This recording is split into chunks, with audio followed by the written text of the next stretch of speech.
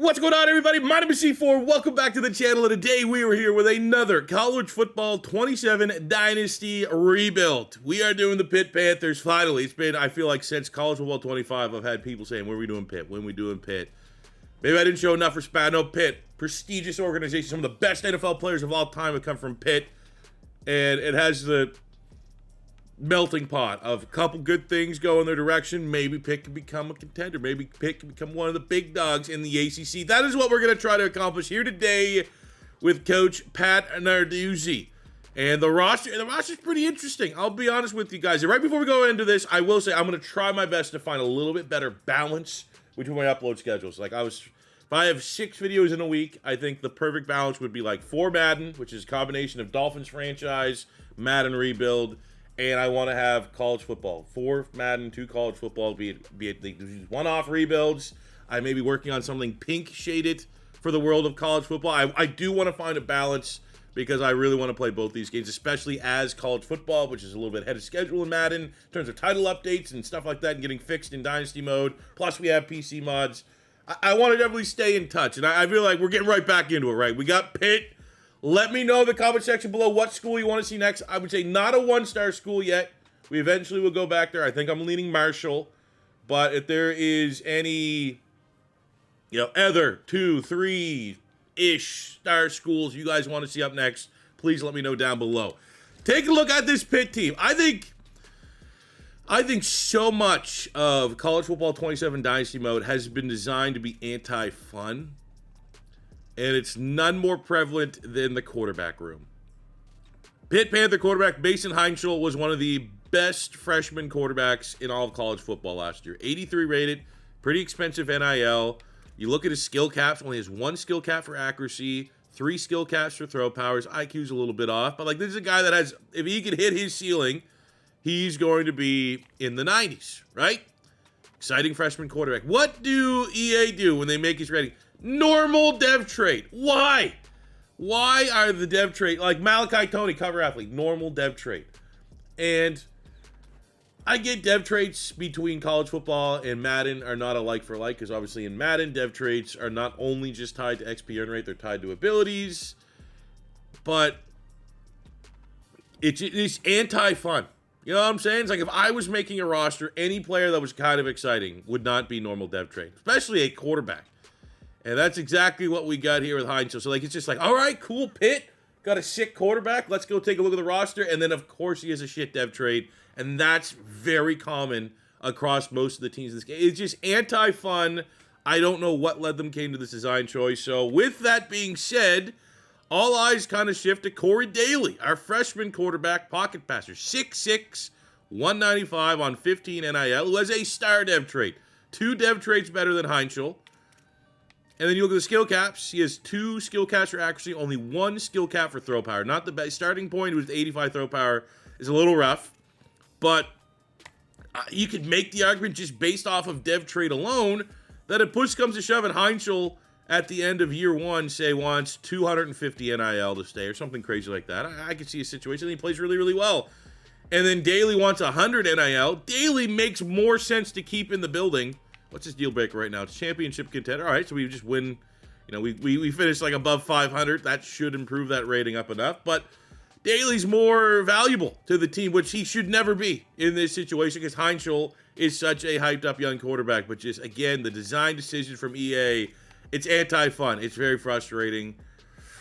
But that's the game that we are playing, and I always kind of thought about, should I just go in with the mods and, kind of make my own ratings for my teams? But I don't know. I think that's fine in a way, but there's also an element of, I kind of want to operate on the same rating, same rosters as most people. So we're going to be going with default right now.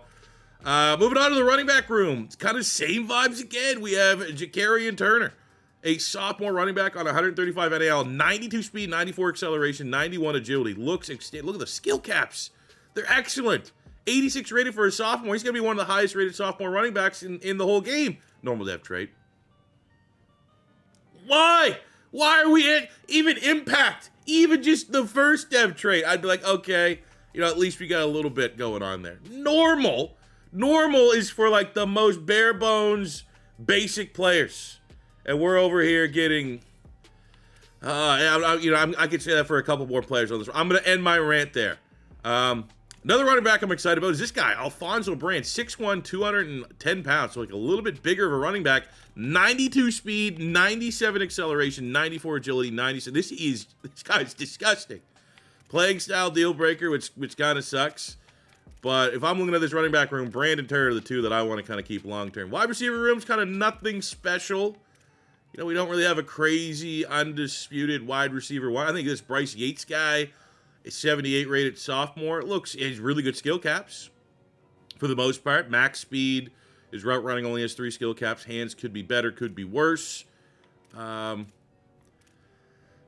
maybe has some good speed for a freshman wide receiver on 0 NIL. But like generally speaking, like that's going to be a position we want to be aggressive in, I think. Looking at this roster, feel good about the quarterback, feel good about the running back room. Wide receivers, maybe that is where we're going to try to flex some of our NIL budget when we get to the portal. Nothing special at tight end. Offensive line is like modest, like a middle of the mall ACC offensive line. Don't have great dev traits. Best of the bunch here is Ryan Baer, the 88 rated right tackle. I think we're probably gonna have him play left tackle. I mean, that's a draftable guy right there. Likely will be probably a 3rd, 4th round pick, somewhere in that range. Flip to the defense, Isaiah Neal, 81 rated with a star dev trait. The junior here out of Washington, D.C. Not the best skill caps. On the other side, we have Jimmy Scott, 84 rated. Then you look at the actual D-line. We have 85 for Nick James, 82 for Fitzsimmons. I'll just go out their base rating, not like whatever's getting buffed by our coach abilities. Well, I mean, you know what? Screw it. It sounds better when I go out the coach ability. So 86 for Fitzsimmons, 89 for Nick James, 88 for Jimmy Scott, and 85 for Isaiah Neal. Like, in terms of starting, that's going to be one of the better starting defensive fronts. But the guy that I'm most excited about is this guy right here. Reston Layman, the freshman pass rusher. Star dev trait, 6'4", 230, with pretty good skill caps. 3 skill caps for power move, 3 skill caps for finesse move.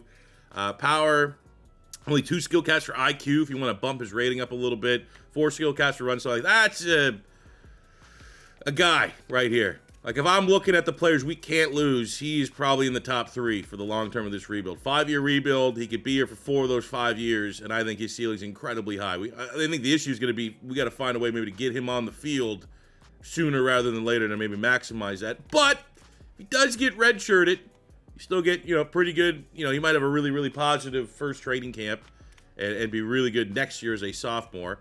Linebacking core is not too bad. This guy looks like a great athlete. Cameron Lindsay at Sam linebacker, 86 speed, 93 acceleration. Skill caps kind of suck.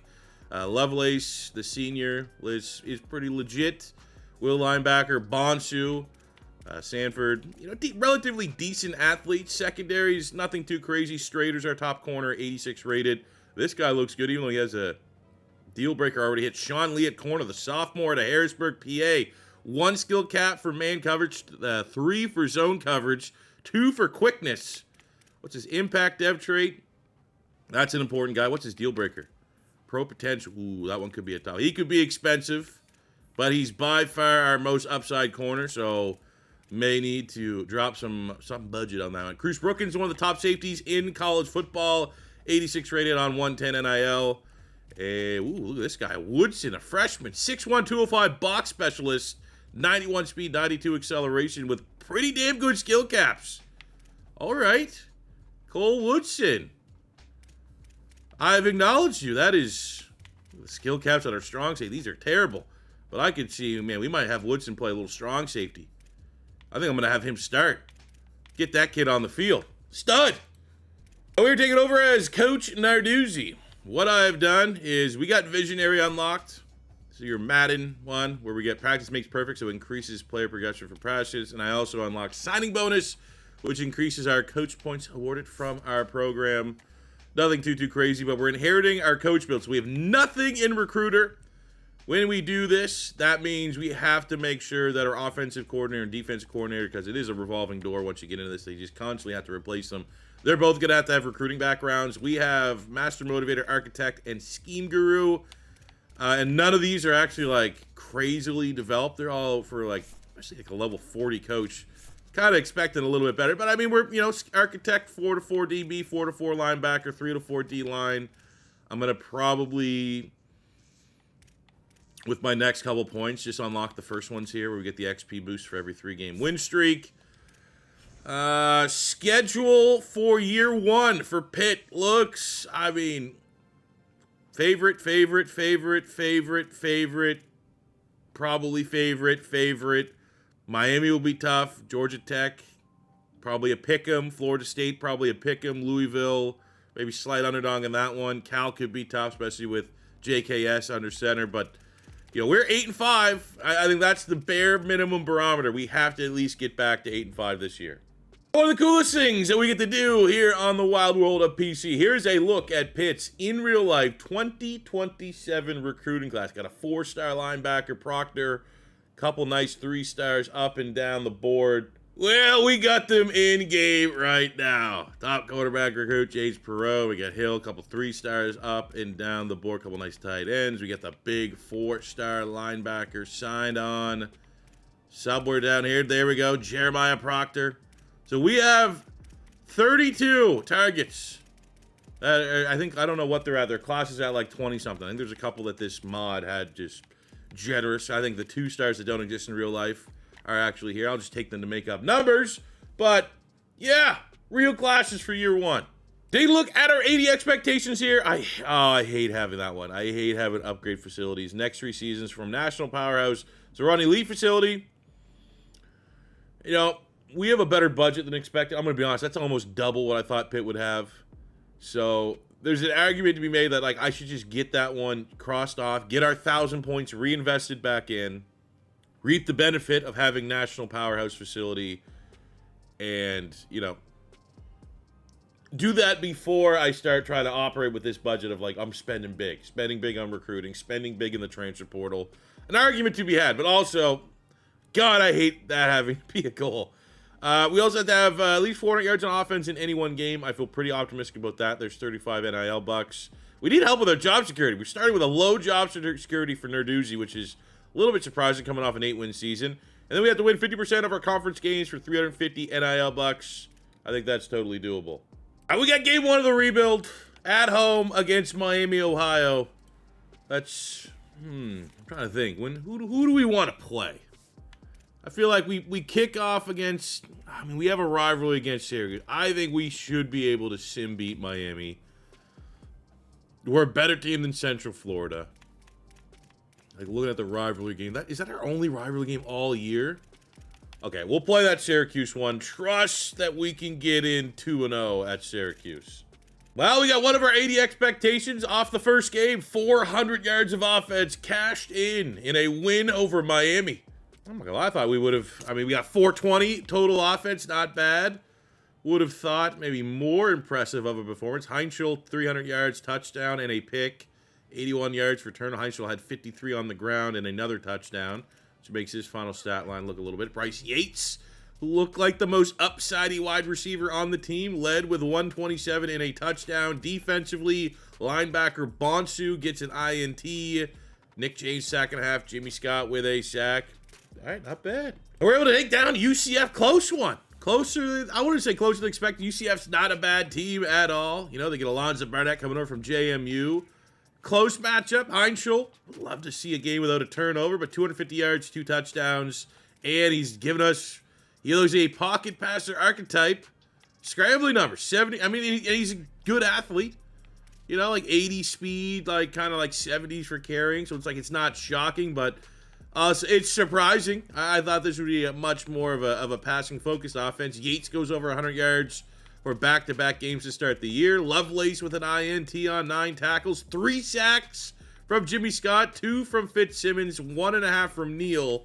I redshirted that really good pass rusher, so hoping that that's going to kind of get a little bit of that red, because you know red shirts get way more XP into that first offseason. But man, this pass rush, this honestly, all through 2 games, it feels like this is going to be the best pass rush we've had schematically in any of our college football 27 rebuilds. I don't think we've had one rebuild yet where our sacks have looked good. All right, so 2-0, and now we have our rivalry game here against Syracuse at home. Maybe that will be, you know, a tiebreaker. Wait, doesn't Pitt, don't they have like a rivalry game against West Virginia? Wait, sorry, that usually, I guess that didn't happen this year. I'm trying to think of the rivalries that I know of Pitt. That's the only one I heard of. I didn't know Syracuse. I mean, this one makes sense. Proximity, but all right, let's keep it on. I'll be honest, I actually think Syracuse could be a fun team. Like, I'm not going to say they're on the short list, but they're of the teams that are, like, in that not impossible 1-star. That could be fun. Turn it around. Plus, they have a terrifying Canadian in Delorier. That'd be cool. Did you guys know that the top running back in all of college recruiting is Canadian? George, who I think just committed to Tennessee. Because we have these realistic classes like that, I'm actually pissed that I've already done, like I did a Peyton Manning Titans, Tennessee Vols rebuild, which I think I'm going to do more of those. I like doing that, and it makes rebuilding big schools. Like I'm already thinking like Andrew Luck on Stanford. That'd be fun. Saquon Barkley, bring him back to Penn State. That makes Penn State a little... those will be coming back. But I do want to, you give me a hype Canadian, I kind of want to see their career play out. But here we go. Opening drive, Syracuse scores a field goal. What can we do offensively?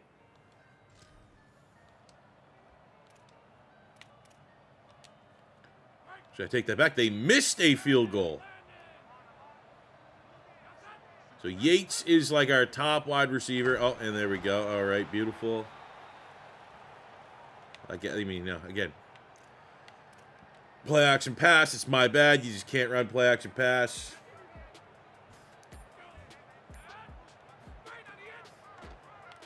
Well, yeah, honestly, it's one of those things in video games. I'm going to put this right here because it looks like we're going to fucking 3 and out here. Any trick play or play that you're trying to, like, it just, those are for head-to-head only. There's no way the computer, I'll ever believe that the computer is going to get tricked. They literally see me call a trick play action pass. You know what I'm saying? I'm trying to dupe. Like, you can't dupe. They know what I'm running. There's no mystique. And that is a terrible opening drive in this rivalry game from Pitt.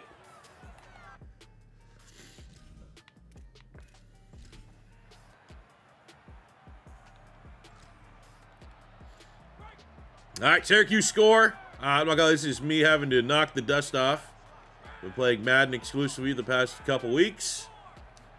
A little bit different games. And, yeah, just... Woo! Okay, welcome back to college football. I forgot this is how they pass protect. I forgot. Oh, I forgot. And it's like my 90 rated left tackle. They're all coming from the left side. If it was the right side, I'd go, okay. See the guy with the star on the ground? I thought that means, like, reliable.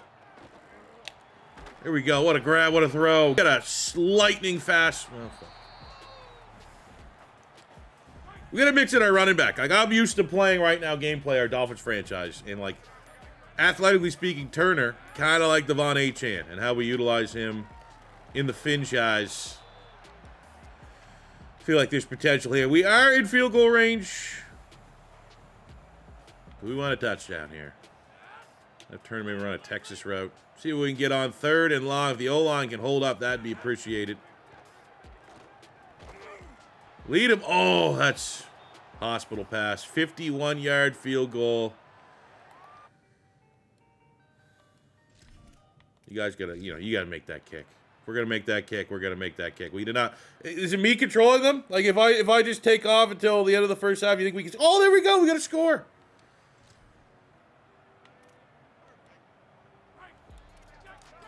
Score and a turnover. All right, maybe it's just me stinking up the joint. I'm sure it has nothing to do with the fact that it's sacked pretty much every play, but we're going to figure it out. There's another, I'm going to get a touchdown here. Come on, I am good. I can be good. I can put good tape out there, coach. Trust me. Oh, nice PBU. Is that Peel? They have a real good DB. Oh, it's Perry. Syracuse have some studs. Delorier, Chris Peel at corner. Bunch of NFL guys. Well, we also have a guy that's apparently a dual threat. Heintschel takes off. Touchdown. Beautiful. Tied up at 14. We get a couple drives here back and forth. Go ahead score. Scored by Pitt. Will come in here now. Close out the 3rd quarter. Hopefully get.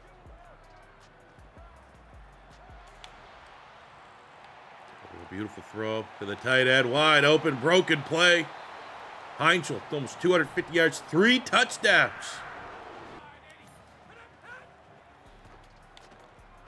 Well, the running back again. Ooh, a little bit short, but does not matter.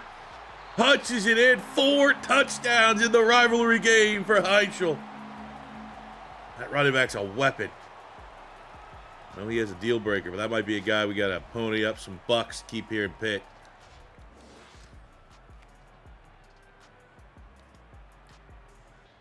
That will do it.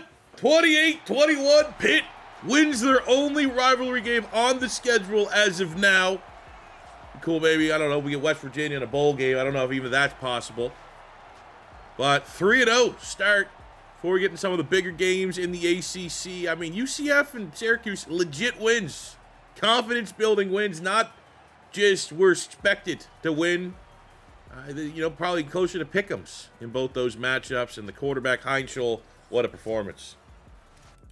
It's one of those ones, like, there's an argument to be made that's like, all right, dev traits, anti-fun, yada, yada, yada. But, like, if Heintschel plays well enough, we can increase that dev trait. Make that, it won't be able to get him a star dev, but we can make it less of a problem. Are we that lowly regard that we're 6-0? We just beat North Carolina. It's like, nah, still not ranked. Tough game here against 4-1 Boston College. I'm assuming we won if Heintschel got ACC Player of the Week against Boston College.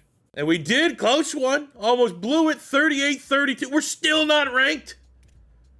Heintschel, 250 yards, had 3 touchdowns on the ground. What is going on? What I'm seeing is, if we lose playing style deal breakers, that's going to be very frustrating to deal with. We might lose them, okay?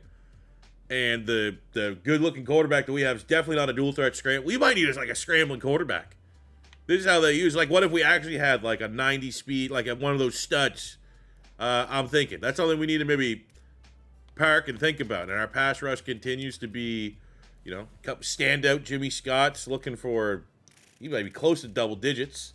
But Pitt going into our Week 8 game against Miami, 7-0, no ranking. That feels, I'm almost always on the side of, it feels like you get ranked too early in all these college football games since it's been back. It always feels like you get a little too early. Usually it happens too when you're like, non-Power 5 and you're 7-8-0, but you haven't really beat anybody. You'll still get like, oh, look, I'm 17th somehow. 7-0 with a lot of ACC wins. When we look at the conference standings here, we are right there, undefeated in play. We have taken down Boston College. We've taken down North Carolina. We've taken down Syracuse. We've taken down Virginia Tech. Now, Virginia Tech kind of, they're 3-4, 3-3, 4-2 for Boston College. Still not rated. Smell test game right here. How good are we actually? We'll find out against Miami. My gut says this could be rude awakening, but my mind says, why not us? We got a quarterback. We have great defense. But there definitely does still feel like quite a gap. It's year 1 of a rebuild. We didn't pick Pitt because I knew we'd win right away. There needs to be a little bit of a problem. We're beating Miami. On the road, 21-10. Pitt is up. A chance not to blow this. Oh my God. This is as organic, Sam. You can't do anything that controls. Oh my God, they tied it up. I think we got to come in. I think we have to. I think Miami just turned it over in overtime. So this is like, if we score in overtime, we win. I think I got to need to do this. Or at least try. 24-24. The most disrespected team in the country. Go! I don't know. I just, obviously because we are simming, I don't know if we actually force a turnover or if this is first possession of overtime. I don't think it is because I don't know. This might not be it, but I'm going to try my best. Heintschel. He's cold.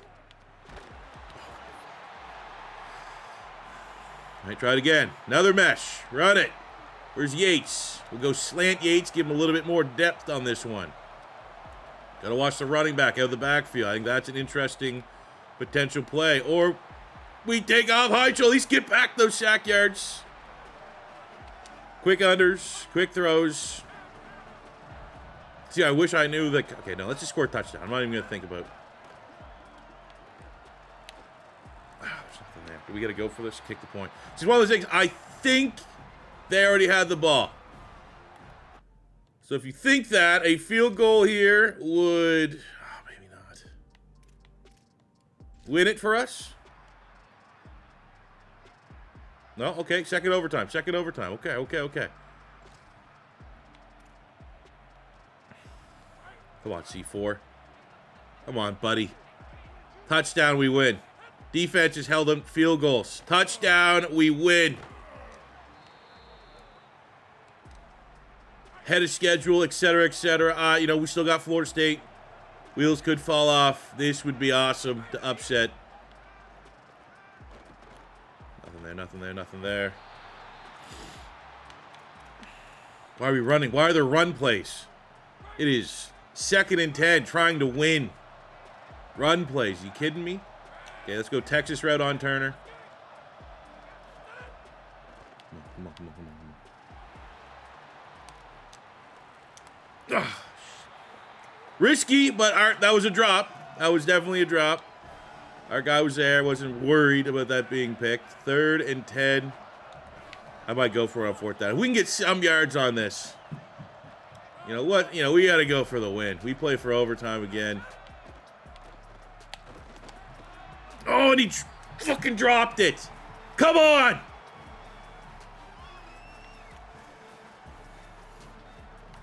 Do we trust the kicker? I can't make that kick. Honestly, I don't think I can make that kick.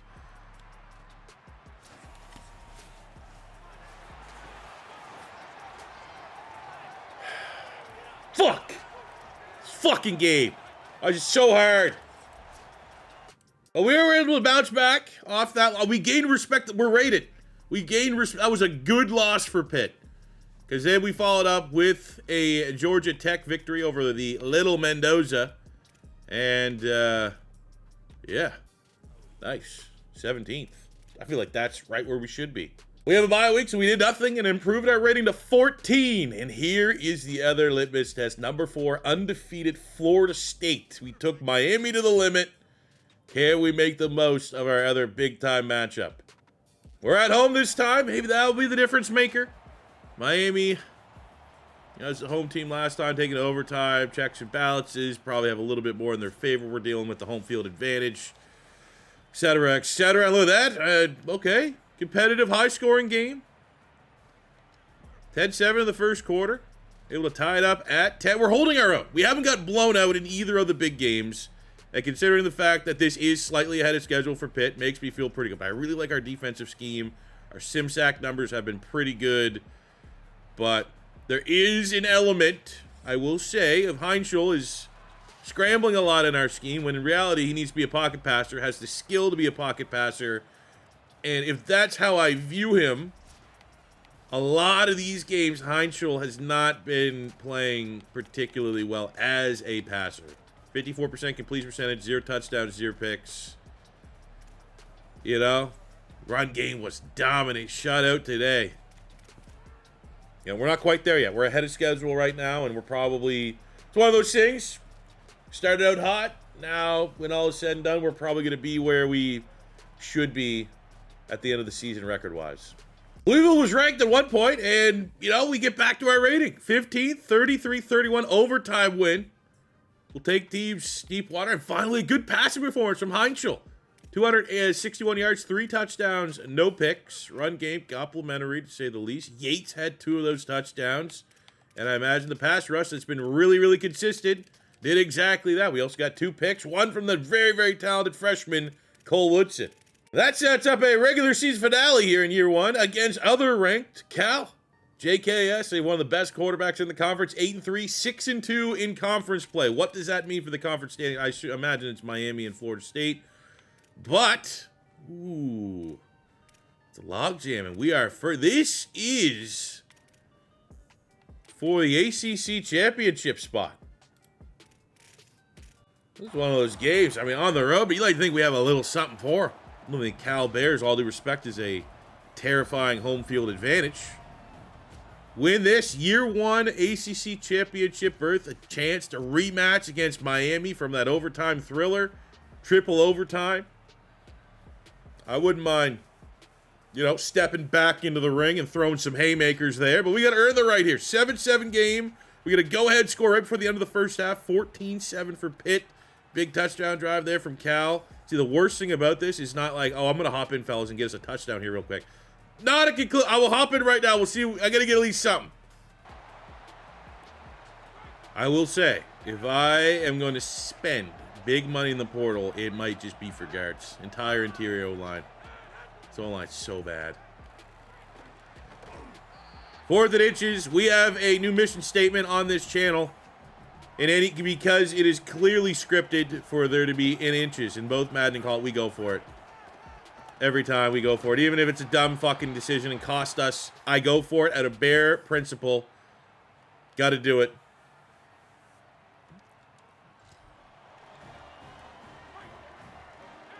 This is more challenging than sitting back and watching The Sim. See if they can get in and go win it. I got to go try and win it. Stadium Pulse, they're trying their best. I don't think it's much of a Stadium Pulse, but there's something there. Other timeouts. 3rd and 4. Gonna try and kind of control the clock here. Make sure this is the final possession. Oh my God, look how bad our kicker is. What are you talking about? 67. He's 6'7" and everything. Get this kick without me. If we're gonna do this, I can put them in position. I can lead them to water. Teach a man to fish. You know that saying. I'm sure that applies to this somehow. Let's go. Unless my eyes deceive me, I think Pitt has just secured a berth. Year 1 of this rebuild in the ACC championship game. And what a performance from Mason Heintschel. 300 yards, 1 touchdown, getting it done as a passer. Oh my God, no. Okay, first of all, we're the number 12 team. So we're last team in the college football playoff bracket going into championship week, right? How did we get leapfrogged? We were tied with Miami, and they had us ahead of Miami. And we finished tied with Miami, and then they just moved Miami ahead of us. We are ahead of Miami in the polls. I mean, they beat us, I guess, if that's the obvious tiebreaker here. But, you know, this could be the double whammy, where it's like, I thought we secured our berth in the conference championship, ACC championship. And then on top of it, if we just by not playing, we could potentially get leapfrogged for our playoff spot that we're in before championship weekend. Yeah, that's what happened. Brutal. And of course it's Miami. Of course it's them. You know, I mean, I'm not that pissed because I thought we'd probably be, 8 wins was our target. Which in turn, 2 more wins than what I was kind of going for is not a crazy overperformance. I think there was just a lot of not great teams this year, which we benefited from. I also think we didn't play the toughest schedule. We got a good roll for the unchangeable conference games that we had to play, right?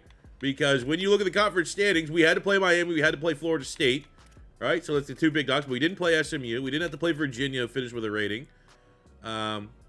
We did take down Cal at 8-4.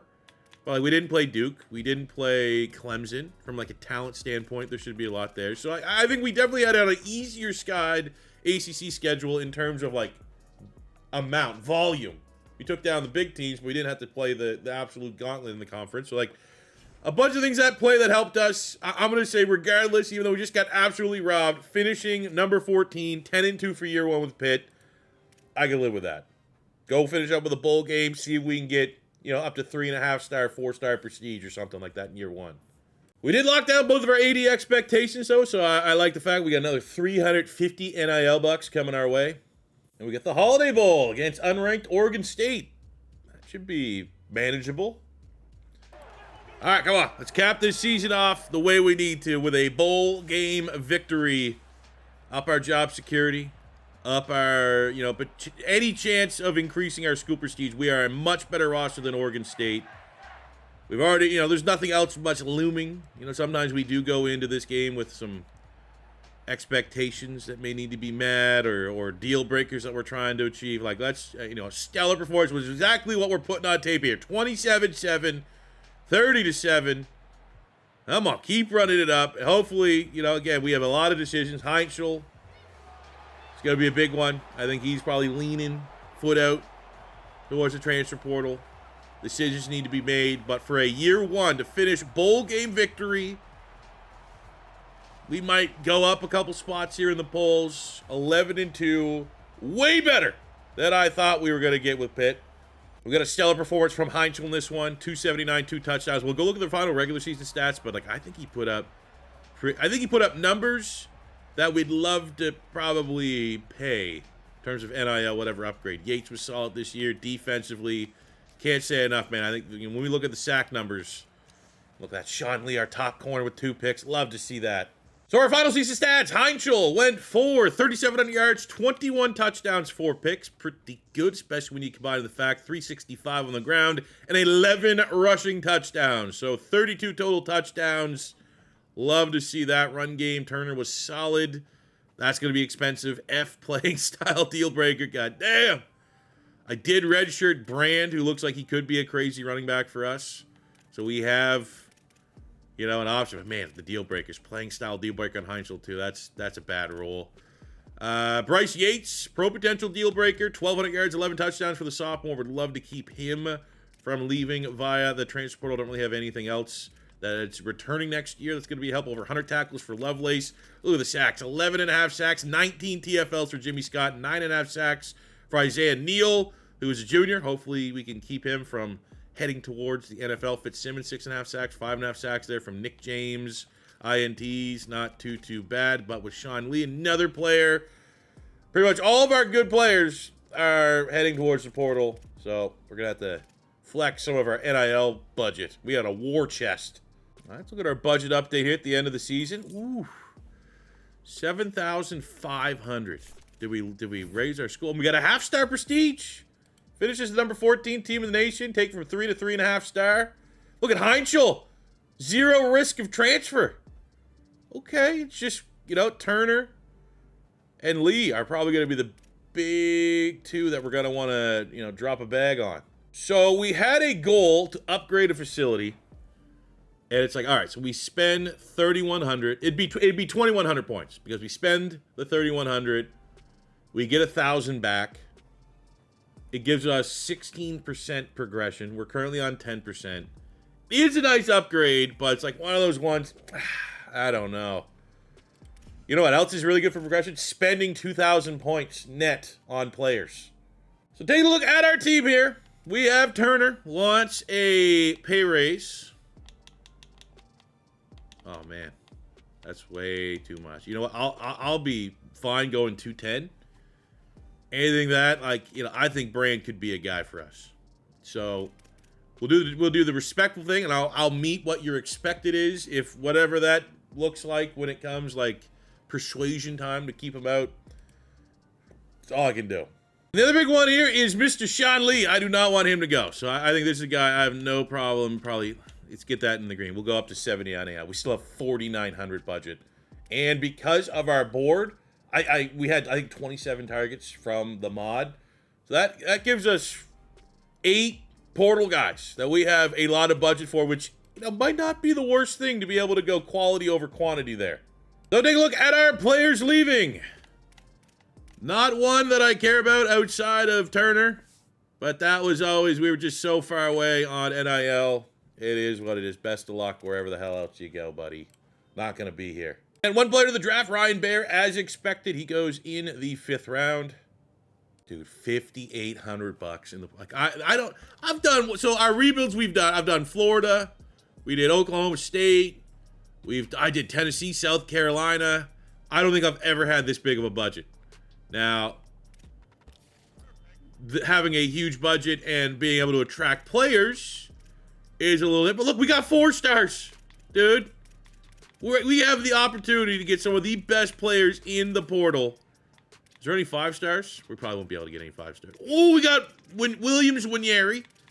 We got Jerome Miles. That actually could be kind of sick. I'm gonna be honest. I'm kind of looking at the actual. I mean, there'd be some. I wouldn't. I don't know if I'd go after a quarterback. If I had an option at St. Clair Henderson, I would probably consider. But like Zion Ely would have been sick to steal him from Maryland. You know, one of the top DBs and Lee and Sanchez. They already committed to Nebraska. What the hell? The hell? How did that happen? That's collusion. All right, so for the transfer portal, we're going to swing for the fences. There is an element of, because we have all the targets loaded from the real class, we just didn't have, you know, a full amount of space to go after everyone I would want to. But with the budget that we have, we're going to try and spend and throw our weight around. We got Caleb Hawkins, who we saw way back in the Oklahoma State rebuild that we did. He's a beast, and there's no gold pipe top. So, like, he looks like a player. Anytime you don't see any gold, even if it's silver, I feel pretty good that, like, you can buy your way to getting that player. So, Hawkins, for us, we lost our top running back. I think he would come in. That'd be awesome. We have Michael Terry, another player. We're within his, you know, just outside his top 5. There's no really big pipeline. So, all these players, I've maxed out their NIL. I was like, all right, we can't have a huge class, and I can only get 1, 2, 3, 4, 5, 6, 7, 8. Let's get 8 good ones. Let's make it count. Michael Terry, 6'3", 230 pounds. I think he's Texas A&M or Texas. Here we go. We got Bentoncourt, the tight end from Clemson. He's a sophomore. A little bit more worried about this one because Michigan has that pipeline tier. But I'm going to hope that our 150, they're not going 150, and the money helps us out. Parker, I'm a little bit worried about with Auburn sitting at number 1. A gold 3 pipeline. We're in his top 10. We need a starting tackle as a freshman when he does not have a playing style deal breaker, which is good. We have OJ Frederick, who does have playing style deal breaker, but we're his number 1 school. He's one of the top corners from the Miami Hurricanes, so it's one and done, and we don't have to deal with it. Tylen at Singleton. This is another one where it's like, I need a linebacker. He looks real good. He looks attainable because no one has a pipeline advantage over us in the top 5. So it feels like we can buy our way to a really nice linebacker here. Dalen Evans, this one might be a little tricky. SMU kind of has a head start. If Ohio State gets interest, might have to consider. But 4-star sophomore D-tackle, could get 2 years out of him. Does not have a bad deal breaker.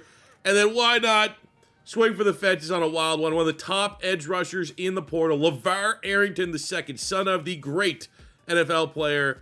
We have Ohio State ahead of us. I'm hoping that going 190 on his NIL versus 95, maybe we got a chance. Bad deal breaker, though. That'd be one, like, if we don't. We do have a couple fallback options. I'll say that. I'll be very surprised, you know, some of these guys drop off, that we don't finish with a 35 out of 35 target class. We get our top wide receiver target. Michael Terry comes in. That's a good one. It's a good start. Man, I don't think I've ever spent this amount of money. I think we missed out on the running back. We get Matthew Parker at tackle. I actually felt like he was the biggest long shot out of everybody. We get OJ Frederick at corner.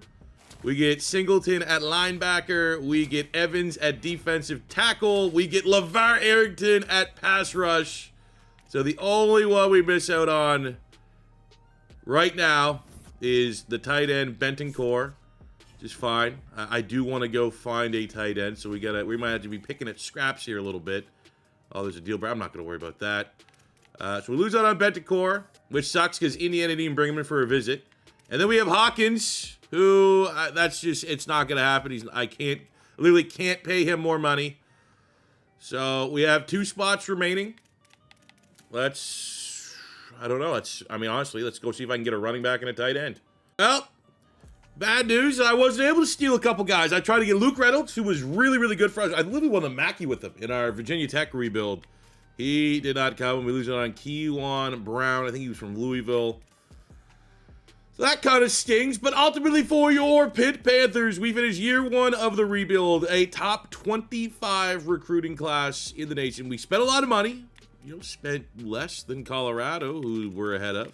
So, Boise State spent like right in the area code. They're way down at 38. So I think while it definitely felt like we could spend as much as we wanted, you know, it wasn't like, you know, we did pretty well. I ain't mad at it for the ground floor, year 1 of where we are and where we're trying to build towards. So let's take a look at our portal gets. We'll go for the portal, then we'll go look at our... Actually, let's go with the recruiting class because these are the guys that were already attached to us. All right, our quarterback, normal dev trait. Our running back, normal dev trait. Oh, no. Are these all going to be normals? Oh, there we go. Max Patterson at tight end has impact. Deshaun Thomas, impact at tight end. Impact on Ronald Moore.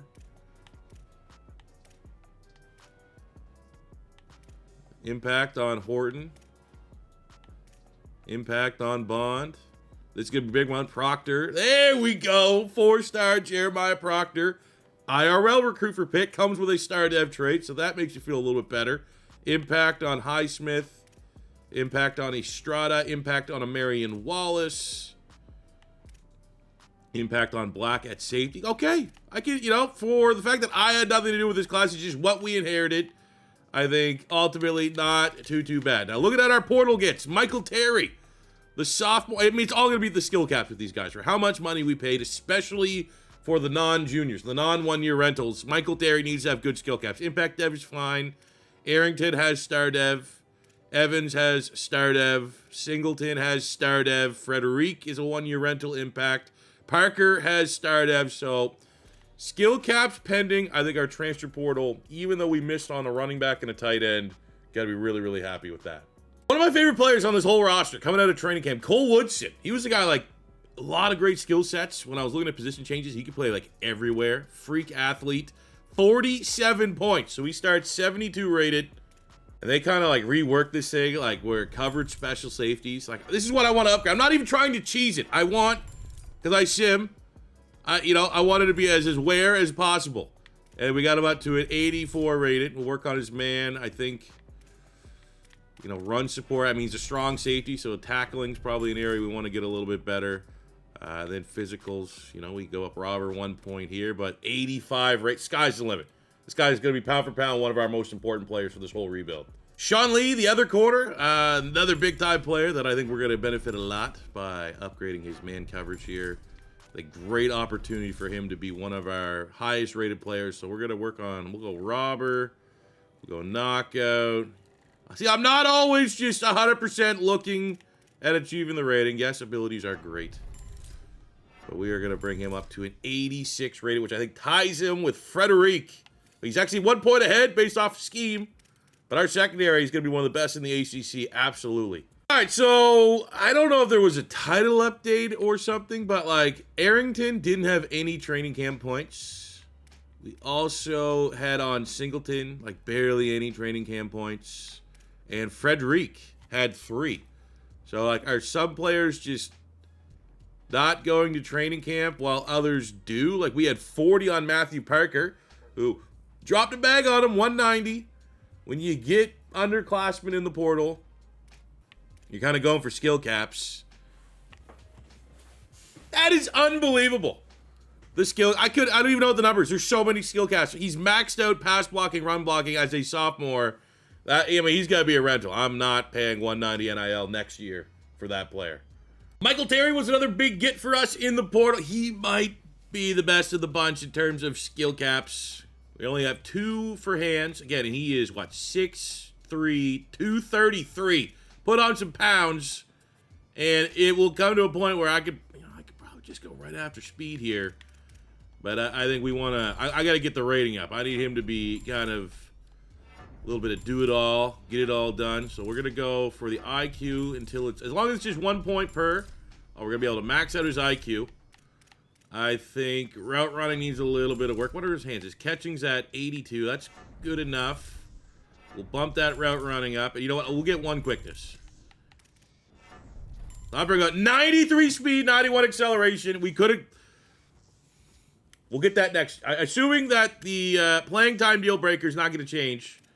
And he's going to be fine.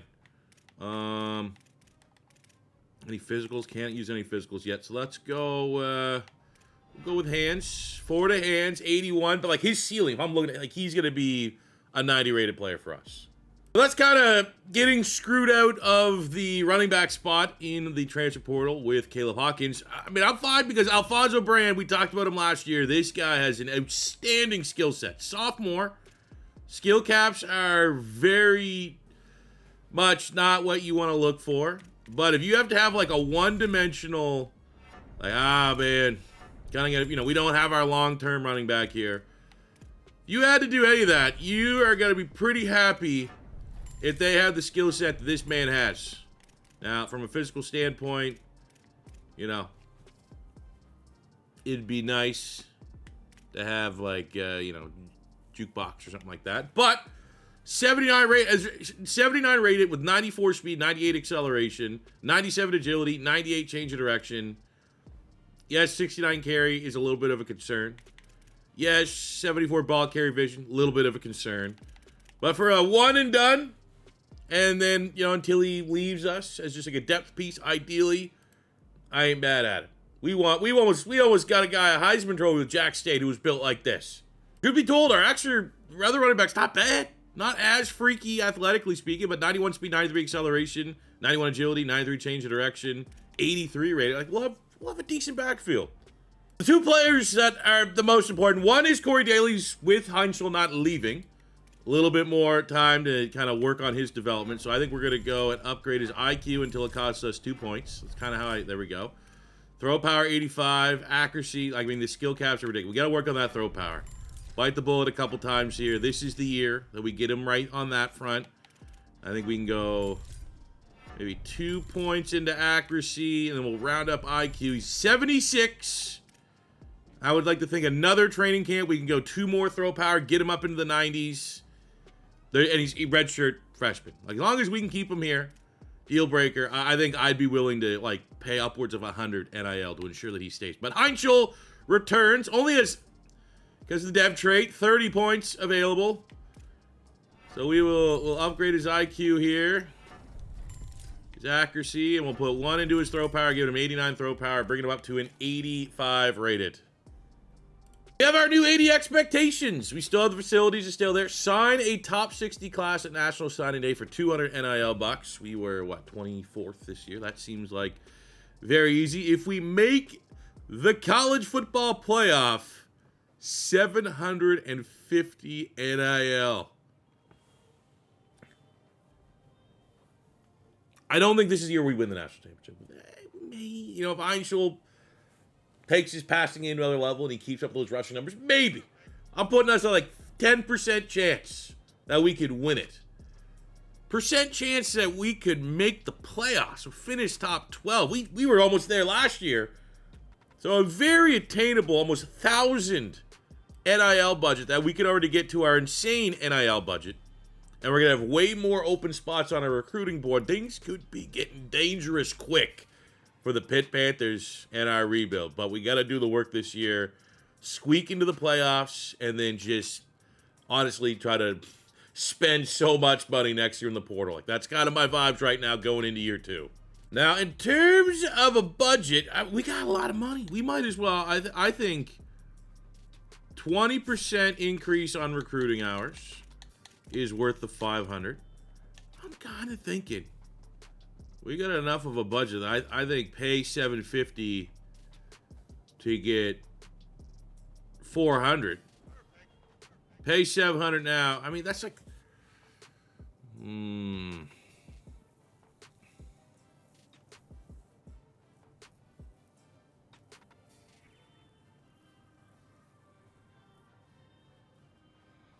it's like pay. It's always like a loan. It's like a goddamn loan system. It's like, all right, I'm gonna give you 750. You give me 300 more at the end of the year because you're not gonna spend that. You know what I'm saying? I'm like, that's, yeah, I'm all right. I'm all right with that. I'm all right with that. Now the players we got, oh baby, way better than it's not too often in my experience when I've used like the realistic recruiting classes that once we get to like I'm in control, the players are better than the actual players that they got. Yeah, a little bit different here. We actually have 4-star players that are interested. Running back, safety, edge. And I'm not really overly concerned about quarterback. So let's get our board figured. I will say we have 700 hours. So we're probably going to want to kind of keep this around a dozen. No more than 15. All right, so for our initial recruiting board, I cast a wide net and I spent more hours than I would have liked. And I didn't get. I think in hindsight, I would have went with smaller net and then had our at least 10 guys 100% scouted. But I did find some gems, and there's a reason why now I'm happy that I did spend all my points versus having, you know, these top dogs. So we're going to swing with the fences. We're probably not going to get a lot of these fours. Now, we are on the board for a lot of these players, but there's Oregons, there's Ohio States. Our recruiting hours aren't insane. I think budget-wise, you know, we could trade in the paint, but we also want to be smart with our budget when it comes to saving some, having some left over for the transfer portal. But we got, you know, a bunch of nice players here. Got a couple gems. Got Burgess, a 4-star gem guard. 96 speed running back. Looks interesting. Bobby Hill. I almost never even bother scouting north-south blockers. But this guy has no pipelines. His name's Bobby freaking Hill. That's my purse. I don't know you. 92 speed. I need running backs. You know what I'm saying? But the big thing is we got 2 quarterbacks here. One, James Hollister, 4-star quarterback out of Wyoming, Gillette, Wyoming, where he's number 9. Again, no pipelines. Looks pretty good. And we have the ability that it can unlock dev traits when we scout. So James Hollister, star dev trait quarterback. 120 NIL. I was just like, well, what about these other quarterbacks? I found Darren Riley, a 3-star from New Jersey, elite dev trait. I didn't get any other dev traits. I don't believe. Maybe one of the linebackers. No. I got a 3-star elite dev quarterback. I mean, he looks fine. 90 throw power. Assuming the skill caps aren't too bad. He's on 30 NIL. That guy looks really good. I mean, he has. You think Rutgers can match our hours so we could throw on Darren Riley? I want the dev trait. So I am going to take off Hollister, and we're going to try and get the 3-star. Our schedule for this season, I'd say a little more difficult than what it was a year ago. We start week 0 in Dublin against Wisconsin, which could be a little tricky. We then have week 4 against number 11 Florida State. We have a rivalry game week 6 against Syracuse. Cal could be tricky. Duke's coming off a 9-win season. UConn's coming off a 9-win season. Virginia Tech, we get ranked SMU. Again, obviously, these are all preseason. We get Miami week 12, and we get Boston College week 13. We would love to make the college football playoff. Just make an appearance, get the check mark on the AD expectation, get a huge bunch of NIL budget at the end of the year. I'm feeling optimistic. I'll say that. I'm not feeling this is a cakewalk. It's definitely a tougher schedule than what we had last year. That helped us in combo with pretty good play to go 11-2. But like I'm saying right now, it's like, all right, Florida State could be tricky. I think we got to handle business here. Syracuse, Cal, Duke, UConn. Those are like, you know what? I'm gonna be honest. That UConn, they're tricky enough. That seems kind of unnecessary. Or Pitt. Let's take on Temple. Let's give ourselves a little bit of a. Even Temple wasn't that bad at 6-7, but we'll make that quick change and just lighten up the schedule a little bit because we really want to sneak into the playoffs, even if it's fraudulent, even if we get smashed in the first round. We just want that 80 expectation bonus. I think you get the Dublin game. It's at least hopping in and playing a little bit of the moments here on offense. You're going to be asking, when was the last time I hopped in and played some college football 27? It's been a minute. Been a lot of Madden, a lot of Dolphins, a lot of rebuilds, sponsored content, stuff like that. Which college football shows no mercy. Definitely the kind of game that is not friendly if you're not warmed up. And I am ice cold, so I'm very appreciative of our offense at least getting us a very respectable first half lead. I think right here, perfect time. Perfect time off the pick. Flex our muscles a little bit offensively. And this game is not far away. Like this weekend? Oh, that's going to be so sick. All right, Hicks is where we want to go with the football here. Actually, Terry's the one we want to go with the football. Hicks is our highest rated player, but Terry the third is the big time transfer portal get. By far our best transfer portal addition in terms of what he is right now, where he's going to be. He cuts up short on the mesh. I think I have that turned on in my settings. That if they determine it's open, they will take it. Ooh, we had X. Interior. No Steamboat. You know what? We're up big enough. I want a touchdown here. I think these guys will give us some Steamboats. Top of the screen, we got Hicks. I'm going to try to get back to Terry in the middle. See if we can peel off these linebackers here. No, nothing. Just insta, you know, nothing there. I'll take it as a sign. Maybe we got to be a little bit more of the menus right now. I'm not confident.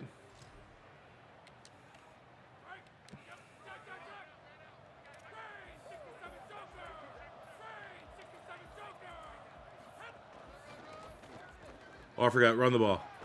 Ah, I forgot. Run the ball. This is a run the ball game. This is not a pass the ball game. This is only pass. I think the only way I'd feel comfortable passing the ball is if it's like I'm Ohio State and I'm taking on an FCS team. Then I'm like, surely my players are too good to fail. You would think. But luckily, I mean, the Sim's crushing it. Heintschel's having a hell of a day. An outstanding start against a legit Wisconsin. Maybe they're not a playoff contender. But Wisconsin certainly are going to be probably, you know, they're going to be a dog. They're going to play like a Badger against every team in the conference. And they're not going to push over for anybody, I don't think. And we came in the weird conditions of the Ireland game. Heintschel, that's Irish, right? Mason Heintschel. Hell yeah. You got playoffs. I don't want to play. I don't need a playoff win. I'd love one. Just make the playoffs. That is our goal here, year 2. That's where we love to see Sean Lee, the corner we raised so he would not leave or even entertain leaving the portal, rewards us. Week 0, 2 picks. Player of the week. It is week 0. There's not a lot of games on the slate, but, you know, we're looking good. Very nice. We get our first recruit, the 3-star elite dev, Darren Riley from New Jersey. I mean, that's a pipeline. Wouldn't mind also trying to prove that throughout this rebuild so that we don't have to be as scared of, like, you know, when Penn State enters the race for a player. Week 4 with a big ranked matchup. We're down number 8, 3-0 start. We get Florida State, who are still 13th despite losing already. This one on the road. Good measuring stick type game. How good are we? We're really legit. We're going to go in and beat Florida State on the road. If we're not, you know, we have other big-time games to maybe offset this loss. I don't think this loss is going to doom our season, but I'd like to see us look good. Look as good as we did against Wisconsin. But you never know, man. Bad weather road games against, I assume, does Florida State still have top 25 home field advantage? They got to be. I mean, preseason rated. I don't know if those are fluid, though, right? Like, those are, like, stuff that, like, will dynamically change throughout your dynasty, I thought. Anyways, opening drive score for Pitt. Holding Florida State to a couple field goals. Defense doing their job. Offense, 4-point lead, but it's, you know, these field goals aren't going to cut us. We need touchdowns. Our defense has kept us in it in the first half. It's terrible, man. It's my brain. It's my brain playing tricks on me because Heintschel scrambles in the sim. Not a scrambling quarterback. And Move has mobility. I just keep thinking I got ourselves a guy who got like 10 rushing touchdowns last year. We're going to do it again. I don't learn. Oh, come on, dude. Come. I picked the right hole. That was just guy laying on the ground. Go for it again. I was thinking about halfback direct snap. You know, Heintschel got to be able to hit a slant here. If you're an NFL QB,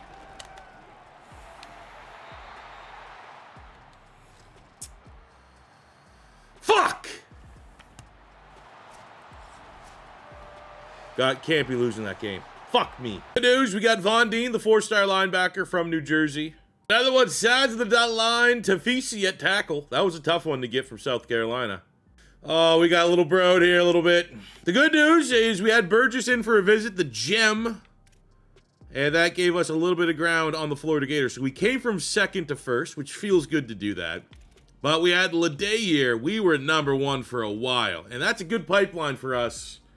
Notre Dame just comes in and steals them at the end. Got a little brother. Ooh, that feels good, man. It gotta come out of nowhere. We get it's a guard. Not gonna get too hype about an interior lineman, but just the principle. Pitt year 2, we're stealing players away from the Gators out of Florida. So we're at that spot in the recruiting too, where it's like, let's get that second wave. I literally just went at every position that had $0 NIL players. And I mean, we got, like, that's a decent linebacker. We need linebacker depth. We got a 3-star gem at center. We got a 3-star gem at tight end, 6'6", 233, and 90 acceleration. That guy looks actually absurd. I got a 3-star gem wide receiver, Upshaw. Looks, you know, he's a gadget, so it's kind of like a little bit different. And then we got a route artist that has 94 speed, 92 acceleration, 91 agility. So, see if we can get a couple cheap 3-stars to pad our recruiting class stats here a little bit. Let's go. We got Bobby Hill. Hell yeah. Shout out Boomhauer. Shout out Dale. Ooh, and then we get the speedster out of North Carolina. We got our 2 running backs. 2-headed attack for the rest of this rebuild locked in. Might not even need to hit the portal with these guys coming in. I think they're going to be really good rated. I would be shocked that they're not high 70s and able to contribute next year. We just need the good skill cap roll. And we defeat Virginia Tech with another 2-interception performance from Sean Lee. But fellas, we have bounced back from the Florida State loss. We are 8-1. We've beat teams we're supposed to beat, and now we're getting to the little tougher later stage. SMU 5-4, disappointing year for them, but they were preseason rated. So this is going to be a tough one. I'm happy we're the home team to kind of eliminate some of the trap randomness. And we got fraud checked by SMU. I had a worry. Oh man, the fraudest of checks. 38. I thought that was just like, let's save it. We're going to beat them. Heintschel, 3 sacks, no touchdowns, threw a pick. Passing game was terrible. Defensively, just look, you know, getting no pressure on the quarterback. Did get a pick. Did get a turnover, but the good news is despite that loss, we are still in a playoff spot, and we have a great chance to eliminate all the negativity if we can go take down the #1 team in the country, the Miami Hurricanes. We're the home team. That could help. I feel good, man. We got to get some motion here at home.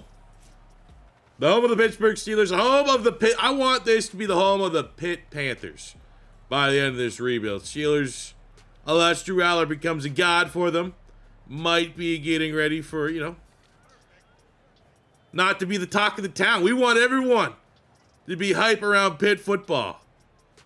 I'm going to try my best to find the next Dan Marino, find the next Aaron Donald. Let's hop in here and see if we can get the lead. Next, who else do they have? Larry Fitzgerald, Tony Dorsett, Jordan Addison, kind of. Kenny Pickett, kind of. I'm not gonna lie, I don't know. I feel like I'm probably missing a couple other notable Pitt Panthers. But I know when people have brought up over the years, C4, get a rebuild pick, gotta bring them back on top.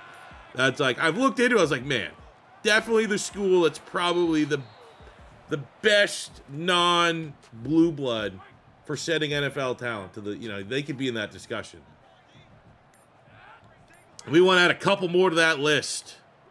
And the way that you get there is by winning games like this. Go, Terry.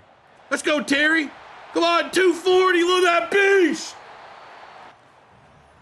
Now, we got to ask, because, again, short yardage, I'm sure we're going to get insta-sack here. Do we go for this on 4th down if it gets to a 4th down?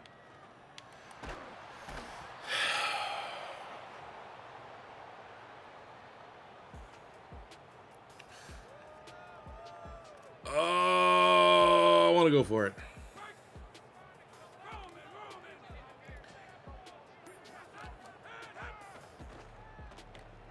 Got it! Terry! That's why you go for it, baby. I'm sure they're going to insta-score. That's got to kill the hype. But maybe, just maybe, our defense will get us a stop and capitalize. They do! Look at that Terry right there. Terry Cheese. Throw it in reverse, Terry! That's actually great. Great step up in the gun right there, man. A lot of bodies around. I'm not gonna lie, I just saw the open guy and hit it, and hopefully it got there. That's how a lot of my passes go in this game. Come on, Terry. Come on, Terry. Oh, we're looking for Terry. Come on, buddy, the whole way. Like an old lady getting helped across the street.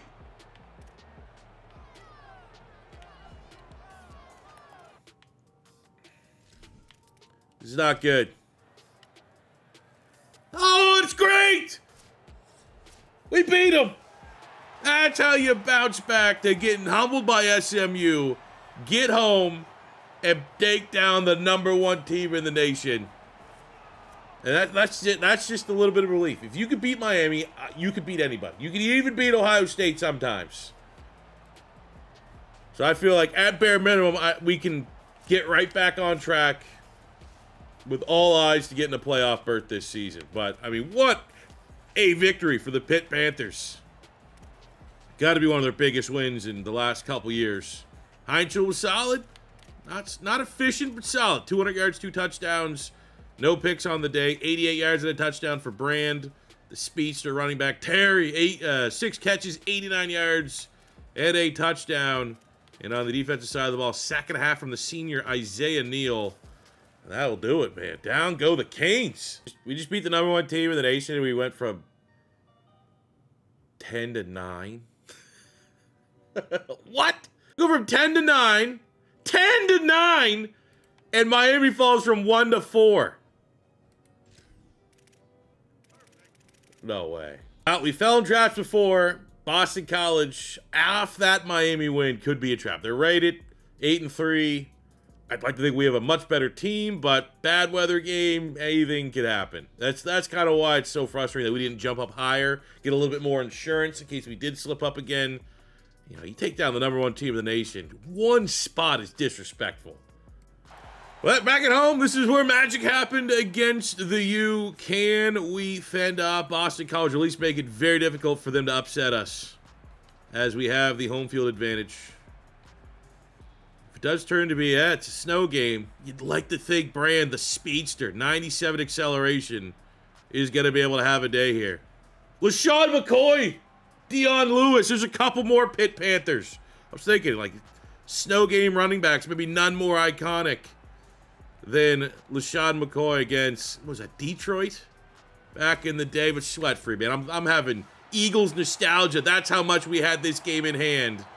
This is now a pissed-off, motivated Pitt after the disrespect in the polls. 4 touchdowns through. They didn't even care that it snowed. We're still running our offense, throwing the football. Always humbling, though, when I come in late on 3 stars, you know, and, you know, we can't get them. And we get a rematch here. There we go. That's still, we beat. It's like an overcorrecting itself. We beat Miami, we go up 1 spot. We beat #20 Boston College, we go up 5 spots. But the question's going to be now, do we have playoffs secured? If we lose, can we still make the playoff? Because I don't, it'd be nice to go on a run. It'd be, honestly, I'd love to cash it, have a nice, quick, let's, you know, welcome college football 27 content back to the channel with a quick Pitt rebuild. However, I just want to make the playoffs. Give me that NIL. But looking at the bracket right now of where we're at, we're 4.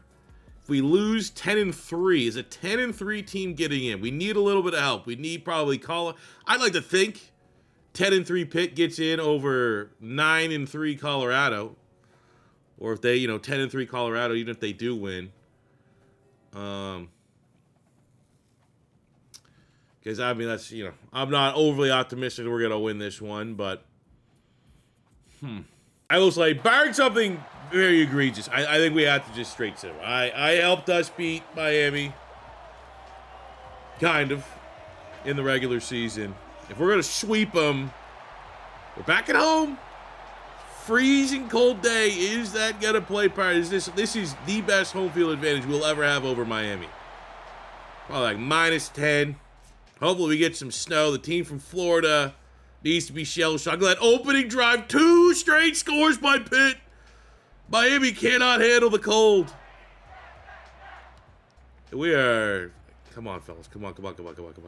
Just get some points. How come we haven't got any points outside of the first quarter? And we've been there. We've been in field goal range. There's like at least 3 to 4 field goal range situations. 1 point lead. Let's go. We're up by 8. Defense gets a stop, and we have swept the Miami Hurricanes twice. Mason Heintschel, both home games. Kudos to the Pitt faithful there at Heinz Field, because it's still Heinz Field to me. Taking down the Canes, kicking them out of the playoffs. Something I want to do. Obviously, you do an ACC rebuild, you got to run into Miami most times. But to beat Darien Mensah twice in one season, to win the ACC championship, and a secure berth in the college football playoff, big old check mark. We got the donors back in the program. I don't know what's going on. The guy's drunk, controlling the camera. Thin margins, one-score games. That's all it takes. Heintschel with 4 touchdowns for the junior. No interceptions. Couldn't get the scramble going, but Brand goes over 100 yards. Terry, the sophomore, 6'3", 230. I'm a big fan. I'm doing it right here live. Michael Terry recruiting. What do we got? Michael, what do you guys think? Michael, oh, is this guy not a real player? There's no way Michael Terry III is a fake player. Michael Terry, 1, 2, 3. Oh, there we go, Texas. He's moved to running back. This is a top 100 player, the number 2 athlete. And he's officially, no, I'm keeping him at wide receiver. Thank you very much. Truth be told, of all those late 3 stars, the only one I really wanted was Dylan Williams, the tight end, and we bring him in. And with that performance, the athlete, Michael Terry, Offensive Player of the Week in the nation. It has been decided we still haven't given me the check mark, but we're going to get the check mark. Our quarterfinal is against the number 11 A&M Aggies. Winnable. In the bracket, they took down Boise State to match up with us. Dude, Ohio State lost to Texas Tech. So this is a college football playoff with no Ohio State. All right. One game at a time, but this I got a whole lot more optimistic. We can get hot, or at least stay hot.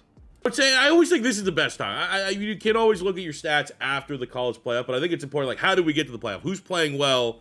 Heintschel does have a deal breaker right now, which is very annoying, but 34 touchdowns, 2 picks on 3,600 yards, almost 70% completion percentage, had 245 on the ground, and another 41. He didn't even get invited to the Heisman. 1,000 yards for Brand. 8 mad at that. No 1,000-yard receiver. Michael Terry, 936 yards, 12 touchdowns. Is a big-time season. Defensively, we have Singleton, who we got in the portal, over 100 tackles with 2 picks. 8.5 sacks, Isaiah Neal. 7 on 13 TFLs for Lehman, the freshman, who we're really bullish on. I think he's going to be one of our better players by the rebuild. Good production there for the D tackle. That Sean Lee, of course, there's a freaking deal breaker here. But 6 INTs. Woodson, the incredible safety, had a really nice campaign as well. But Sean Lee and Heintschel, 2 players we may need to cash in all that $700 that we're getting for making the college football playoff to throw to those guys to keep them out of the portal. We're only giving up like 9 points of overall. The Texas A&M, I'll tell you what, I like our offense more. I think we have the advantage at quarterback. Marcel Reed, Mason Heintschel, the way Mason played, the way he didn't turn the football over, I think that can negate a lot of the big plays of the Aggies defense, because Aggies obviously one of the best defenses, one of the premier defenses in the nation. So points are going to be at a premium. We need to make sure we keep it a low-scoring game so that our offense can figure it out against a great defense. There we go, 4-point game. Ooh, go ahead, score, second half lead. I think we'll hop in for this drive. Only drive we'll hop in for. Oh, one and done. I mean, we just wanted to make the playoffs. We are very much the definition of happy to be here. Look at that ball. What a throw by Heintschel. And it makes you feel better. He actually threw a pick, so it wasn't just, I wasn't the only mess up, the blemish on the record. Why are we running play action? Why are we running play? I've literally heard, even the competitive nerds are like, play action is the dumbest thing of all time.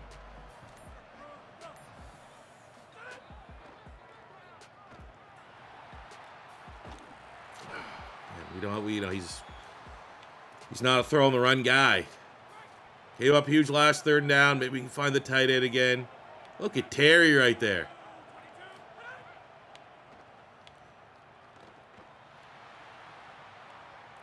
yourself! Yes! Yes! It's gonna be all or nothing. I don't think we're gonna have enough time for you know, me to score. And then, you know, if we don't get it, to have time to get the ball back. So this might be an all or nothing drive. I gotta go for 2 then. If this is all or nothing, it's gonna be all on me. Force overtime, sim it out, send one guy deep.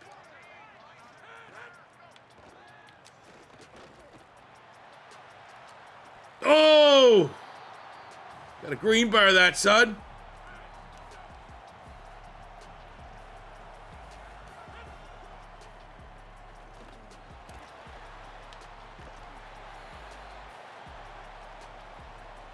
A couple slants here, get it going. 4 down territory, nothing to lose. Beautiful. That was the right guy. It was always going to be going to be. Now, we're going to choose. I mean, this is going to be the final drive. We don't want to give them time to render this drive useless and, like, get into field goal range. Oh, they're almost letting us. It's almost like they're letting us score. All right.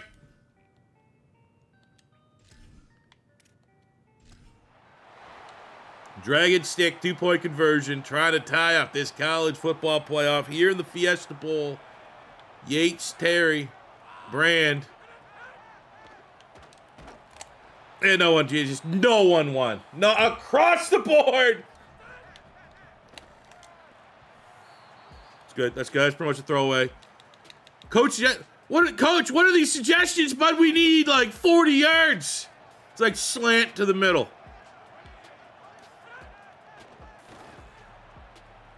Let's go. First down, stops the clock. Make sure chew clock is off. Let's get something to Terry on the sideline and maybe try to kick like a super long field goal. Oh, he's not going to get out in time. Fuck me. God damn it, man. Fucking God damn it. And there's not more frustrating football games in college. Like all time in my life, college football 27.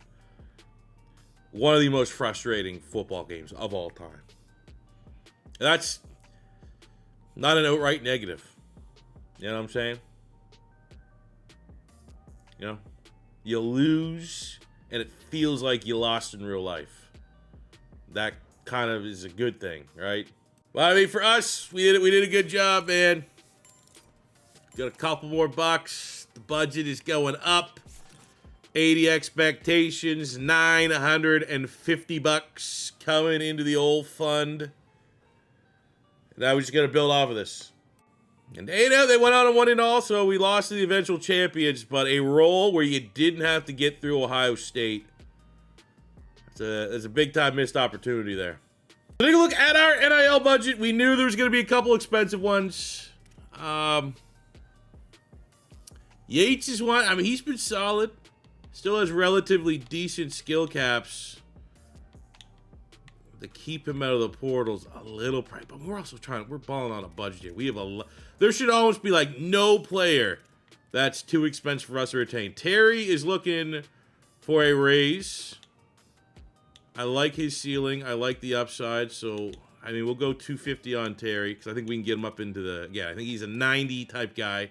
Woodson, one other portal. I'm going to give him some bucks. Heintschel and Lee. I want to keep Lee. He could be going to the NFL. That could be why this is expensive, but I will pay $275 on Lee. And then Heintschel, I got to wonder he'll go up dev trait. And I don't know if there's going to be a quarterback we're going to be able to get that's better than him. That's not going to be like 400 NIL. So even though he's essentially capped out, I think we go 250 on Heintschel. We'll go 3. I can't lose the lead, man. That's a big one. We're not going backwards. Look at my butt. Look how much I still have. We always dap up when we get All-Americans, first or second team, and Isaiah Neal, second team All-American at pass rush. What do we got? Players leaving. Oh, no. Okay. So we have Ballard, who's technically our RB1. A bunch of these guys. Matthew Parker, who we got in the portal last year. I dropped his NIL down to 0. Star dev trade or not, his skill caps were maxed out. That was a very easy pass for me. We got 8 persuasions. I only want to keep guys that I can't, like, you know, you got to have good skill caps. Look at that guy. Tyler Reed sucks, but look at those skill caps. So we're going to try to keep Tyler Reed in the backfield. We got Herrera at guard. Skill caps aren't the best. Maynard at corner can leave. Crothers at pass rusher. Could be decent depth to try to keep him here. Or you prime it. That's going to be the no. We have Heintschel at quarterback. Don't you dare. Let's go. Locked in. We end up setting Cruz Brookins. It's going to be one of the coolest names in all of college football. He goes in the 6th round, and Isaiah Neal, the second-team All-American, goes in the 3rd. Got to replace both those guys' production. I like to see Woodson in the secondary kind of take the lead there. But in terms of where our sacks are going to go, I think we may need to look towards the transfer portal. Might not mean anything, but we now have 5 stars interested joining the cause. For the transfer portal, we had a chance to go bigger than what I went with. We had some top quarterbacks. I think we got Trey Taylor, we got Elijah Heaven, who are some of the top quarterbacks that are there. We got a couple other mean quarterbacks that could be available, but like I'm trying to just think about this from I don't want to just get guys that aren't going to be a part of the team next year and they're just going to want to leave and pay big money for that. So everybody here has like a role. I could see everybody being a potential starter. We need safety, so I'm looking at, we got Dinkins and Jones. We got Vincent at corner, Mason at linebacker, Amari Adams. This is going to be a 1-year rental. That's how we're going to kind of offset and deal with the playing style deal breaker there. Sterling Sanders. We're going to go Bryce Davis. Now, something that is kind of cool. I have no idea if it has any hints, because we know we've done enough cupcake rebuilds that we respect 2 stars in the portal. But there comes a point when it's like, it's undeniable, like this guy has to be good. I was like, all right, I wouldn't mind getting look at this guy, Bryce Davis from Duke. 14 sack season, hitting the portal as a 2-star. Yeah, I'm going to want that guy, 2-star or not. We have Luke Waffle, who I'm pretty sure we've signed before, and he is Elite Dev, USC guy, so we're going to go with a pretty big bid on him. I'm maxing it out. I feel like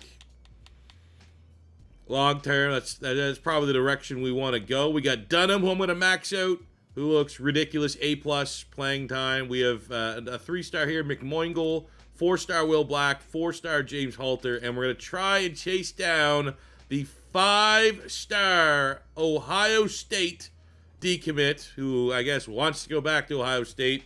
We'll try our best. All right, we got to find our cut the losses when you go with a big class like this. I think Dinkins, Jones were number 2. We're close enough to FSU, even with the discrepancy in pipeline. We'll see. Vincent's gone. I don't think there's any way we're going to be able to compete with Ohio State. Way off the mark. USC, Ohio State. We are 1st for Mason. We are 2nd for Adams. We'll stay in that push with Tennessee. We are 1st for Sanders. 1st for Davis. 2nd for Waffle. That's enough of a gap. I mean, that's going to be a tough one, but we have a decent enough pipeline.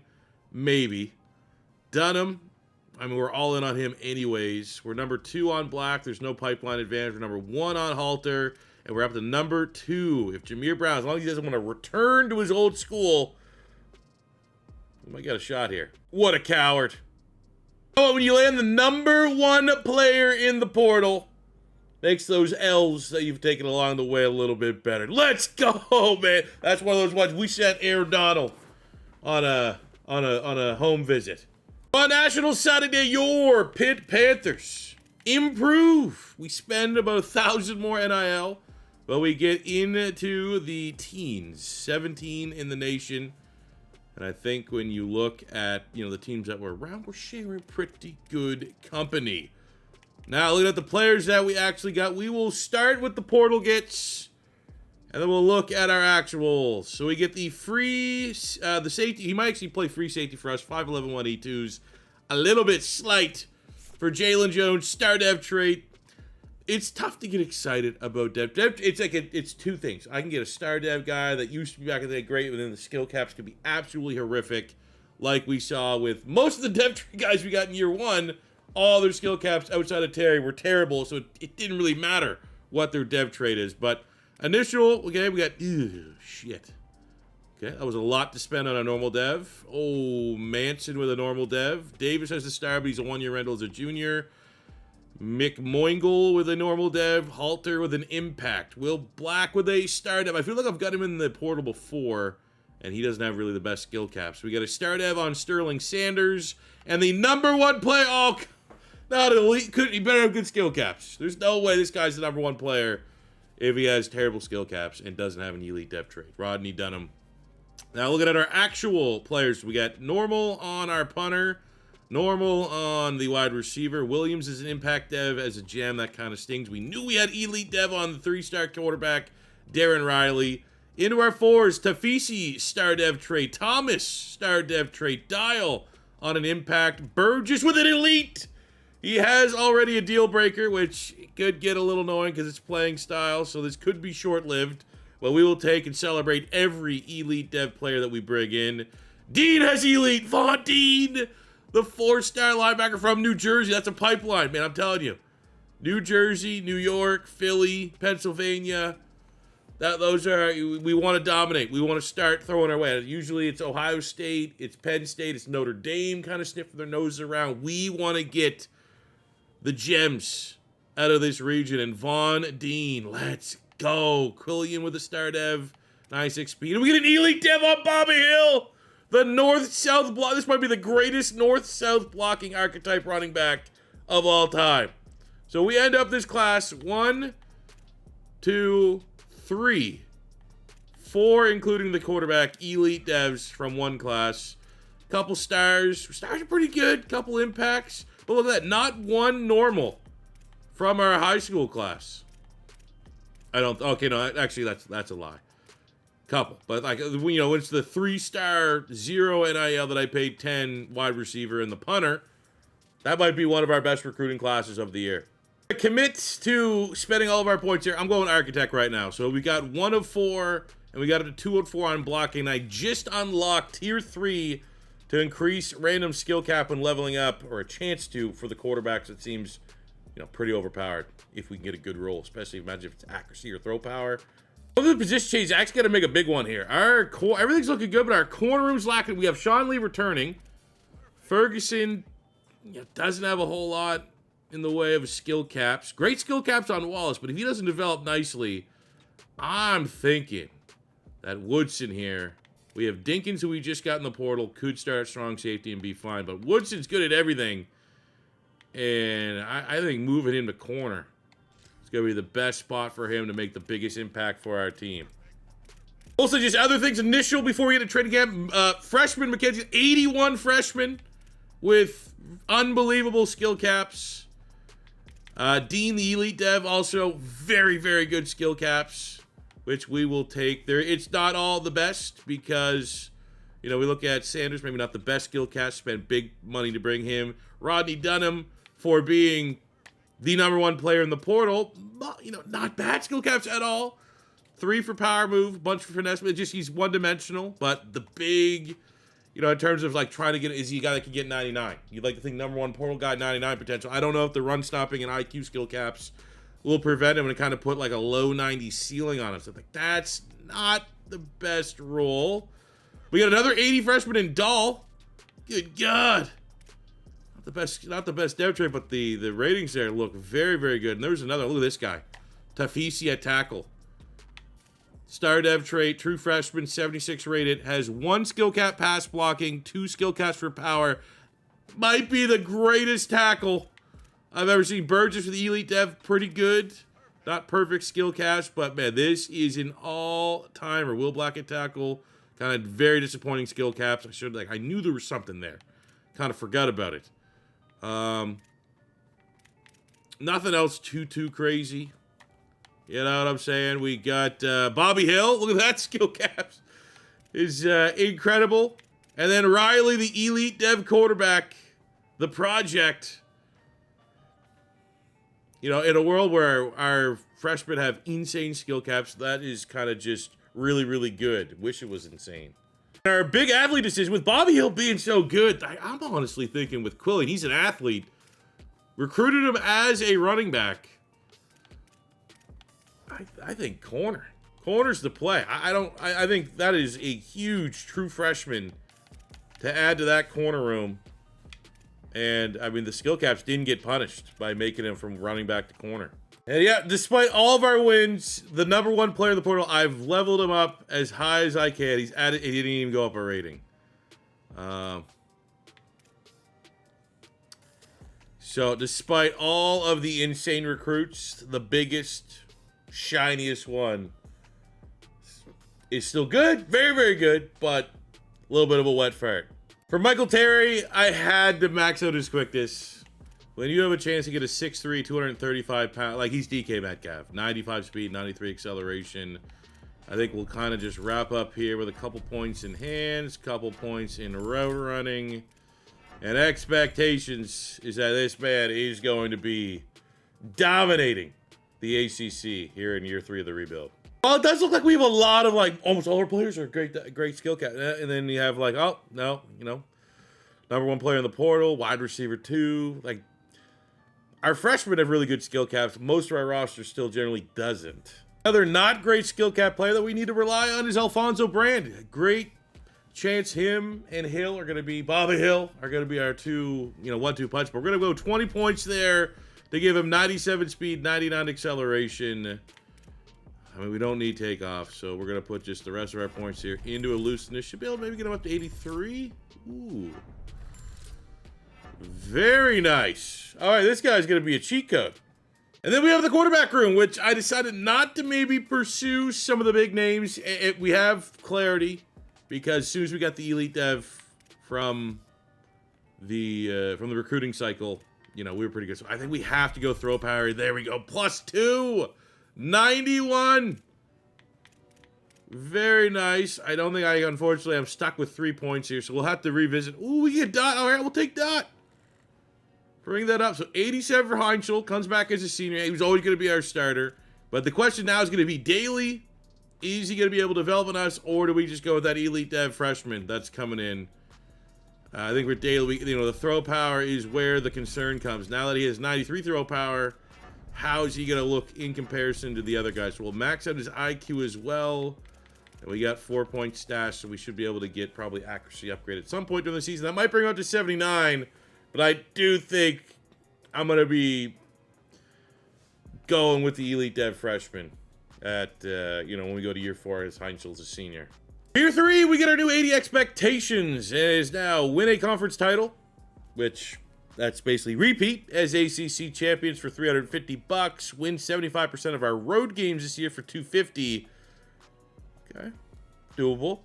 I'm gonna get in here and edit this game. We have Notre Dame. I didn't know that was a rivalry. I don't know any of Pitt's rivalry games outside of the one that I'm forcing here because it did not generate the backyard brawl week 1, and it's a snapshot, right? But it's a lot of 4 and 5s that got Pitt high on their list. The thing about recruiting, we're in that weird spot where, like, when I have the vibes that we are, I can't say gonna win the national championship, but like when we have a legitimate shot to win, which I think we do have this year with Pitt, it's like, how much time do I want to invest in a recruiting class that might not ever see the field? It's that balancing act because I truly think we could win the national championship. This will be the final year of this rebuild. I also think we might fall a little bit short, and we might have to look at our really, really good roster of underclassmen, and like next year, we're going to be really, really good. Like, we've entered that threshold now with Pitt. I don't think we need a lot to win the national championship. So that always comes down to recruiting. Like, do I want to spend 2 hours, do a lot of the recruiting that's not recorded and presented in the video, just like, your week-to-week management and stuff like that, if we're going to end up winning it and none of these guys... So it's always a fine balance. We're going to swing for the fences. I got 10 targets. We'll have a little bit less. I got the 5-star, Derek Mundy. A lot of these, I'm trying to see schools that we have a chance. I think pipelines are still a little too much for us to overcome. But there is definitely an element that we could just throw max money on pretty much everybody here. So we have the 5-star, the number 23 player in the nation. He's got a nice-looking 4-star D tackle. Couldn't really find anybody on the offense outside of Mundy that looked like they would be pretty good. I got a gem in Awasikwa, a gem in Rochelle, a gem in Taylor Pryor, all 3 of these linebackers. However, We got pretty, I mean, Rochelle actually might not be too bad, but Awasika and Pryor could be tricky. And then we have some corners. Definitely, we have Titus Kashama. Yeah, I mean, I'm going to scout him just in case he's a gem, but that speed, it's going to be pretty easy to take you off the list. We have Dom O'Malley at corner. Ooh. Okay, I like the athleticism. He will stay there. We have Zach Clinton, another 5-star, and we're like the actual 10 team. We are on their short list. So Clinton, we're not going to be able to get 2 5-stars, so I like O'Malley a lot. We have Cheney, Garrison Cheney from Virginia. Ooh, there's a gem.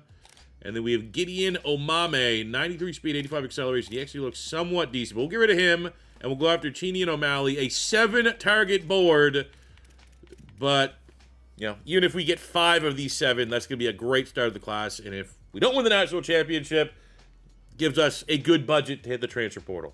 We start things week 1 with the Backyard Brawl, one of the most underrated rivalries in all of college football, and luckily we are the home team, but you know West Virginia is going to see Pitt with the number 6 right there, and they're going to want to spoil that in this Backyard Brawl. For recruiting, it's not overly impressive. We are number 1 on every player outside of the 5-star O'Malley, which is going to be very tough with Georgia there. We might have to just call the dogs off, and it's not overly impressive that we get the number 1. I have enough budget just to buy these players. I am throwing max budget. But of those 7, if we can get 5, I think it'd be a good starting spot. We got West Virginia this week. We'll hop into this one. I'm feeling good. I'm feeling like this could be the year. Let's go, man. I'm down for a high-scoring game. Our defense doesn't want to show up as long as we can flex our muscles. It's Heintschel that we need to see. He's coming in right now. You know, haven't seen a quarterback like this since Kenny Pickett. It's like, hey, he plays well. If he can get this Pitt team into the playoffs, we might be talking about a first-round NFL quarterback. Especially with how he played last year. If he gets 10, 15% better, we may, you know, he had 40-some times. I thought he was a snub for the Heisman. So as long as we don't go backwards, I'm not going to say necessarily it has to be his floor, but as long as his ceiling is higher than what he did last year, I think we got a great opportunity to achieve really, really big things here. And it all starts with a rivalry game. We just don't have the opportunity to be losing. I think we look at that the Notre Dame game on the schedule as like, got to be undefeated going to Notre Dame. So at least we're playing with house money in that one. And look at this start for Pitt. 20-0. We're gonna make them run the naked mile. Do you guys have that when you guys played beer pong? My fellow kids, if you beat a team that did not get a single cup, they have to run a naked mile. We had that. I don't know. Maybe that's just some weird stuff we do up here in Canada. Anyways, at 41-7, let's get our hands dirty. Is that Bobby Hill? We gotta get this to Bobby. That's a good get C4 in the pocket throw. Nice, easy completion. We get some yak. Heintschel's not in a big game. It says he has 1 touchdown. Now, that might have been only 1 passing touchdown. Knowing how he's played for us, there could be a scrambling touchdown or two. We like to think 41 points. Ooh, let's go. Your Heisman hopeful, Heisman short list to start the year is having an outstanding game. Let's get another one. That felt good. That's a repeat.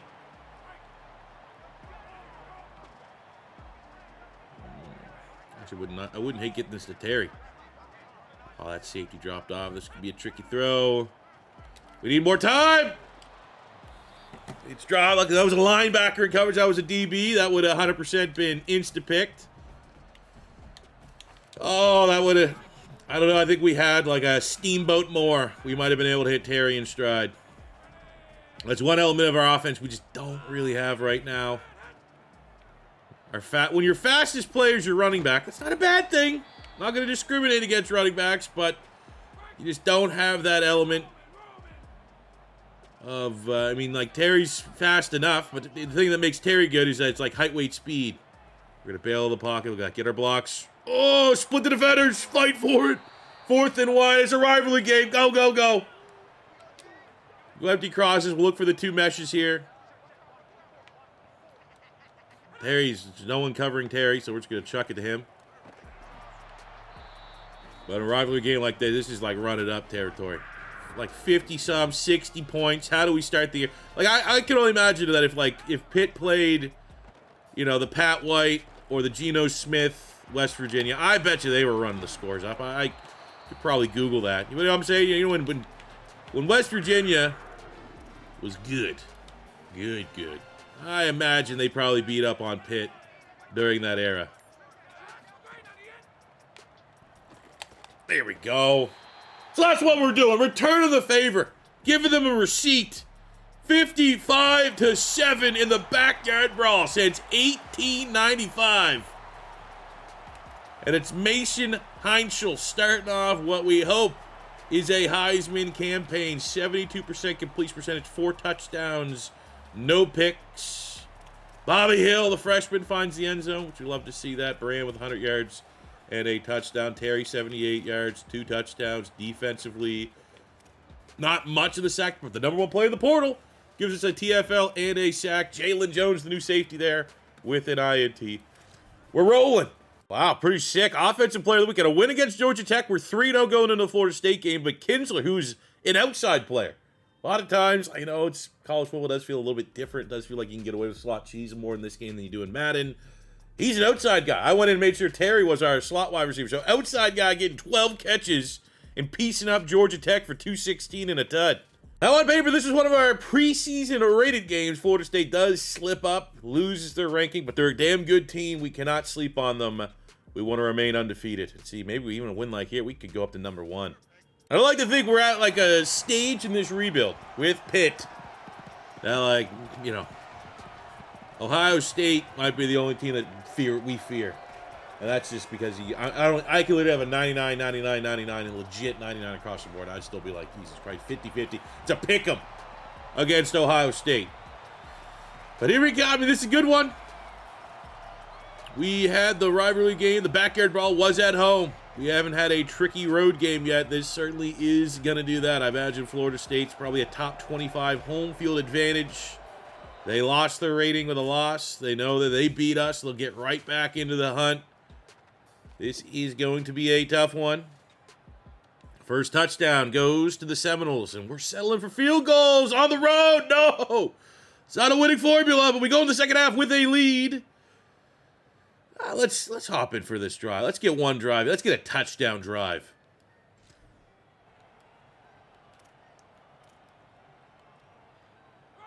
I think we can mix it up. A little bit of run, a little bit of pass. Brand, one of the fastest running backs in the nation. All right, great start. Is he a real player? That's the worst thing, is that there's just so many. I think back to the Jack State Dynasty that we did. Savage, like our super fun fans, like, oh, he's a fake player. Like, oh, that kind of sucks. It's always funner when they are real. And, all right. I mean, I'm not gonna lie. I feel like that my controller vibrated. I think that meant my guy got his hands on it. Looked like, I mean, lucky that it wasn't picked. We can get Terry maybe on a slant. Come on, Heintschel. Ooh, 4th and 3. Go for it. Go for it. Go for it. Go for it. Go for it.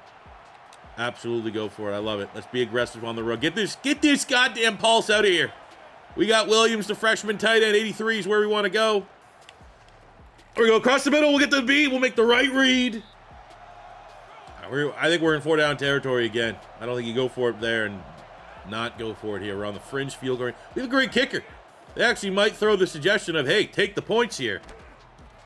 Got to hold on to that. Go for it.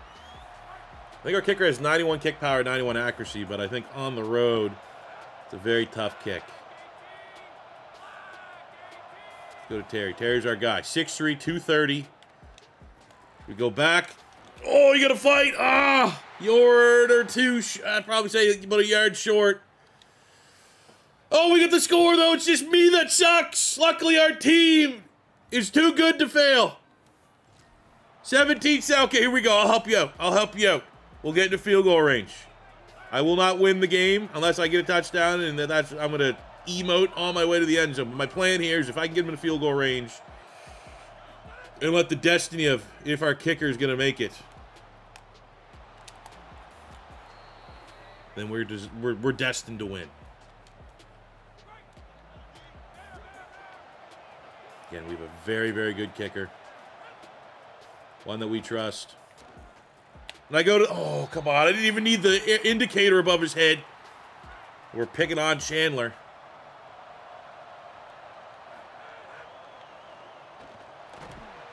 Man. I mean, they're just, we might need to run a screen here soon. They're just all out blitzing. Zero blitzing, feels like. 3rd and 10, Heintschel. Where do we go? There's nowhere to go. Everyone was covered. Fuck. We're going to lose. No. This is not the time to lose. Here we go. We're in overtime. Touchdown, touchdown.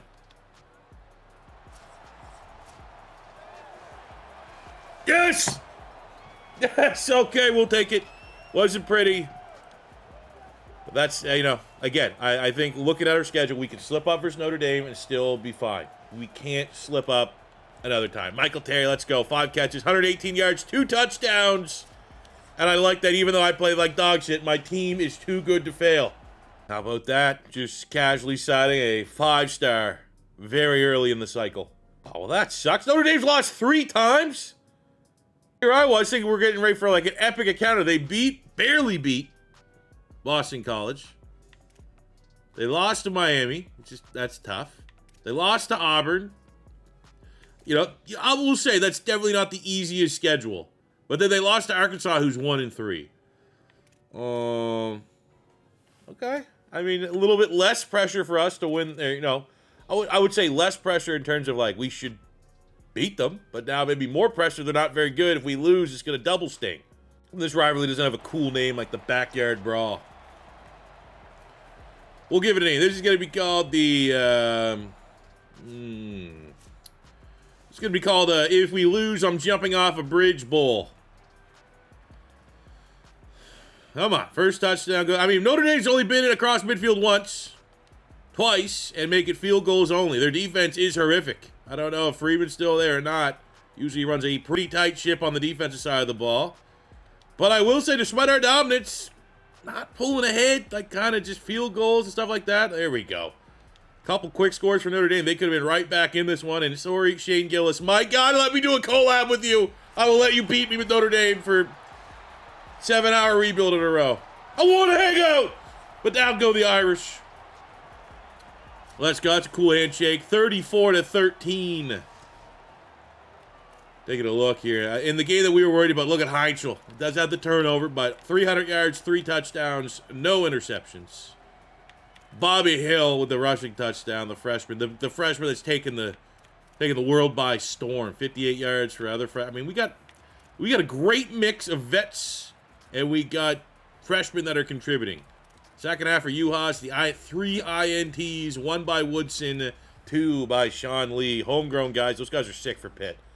I love before midseason, we did lose the 5-star corner. He went to Georgia real early, but we got 6 of our initial 7 targets. We're in a good spot. Honestly, I think at this point, may just save our... Because everyone's still kind of expensive. And I feel like with where we're at in the rebuild, we're more win now. So I think I'd rather spend... I know we did our homework in case this whole thing comes crashing down. I think we got 6 true freshmen that may be able to contribute or raise the floor of this program.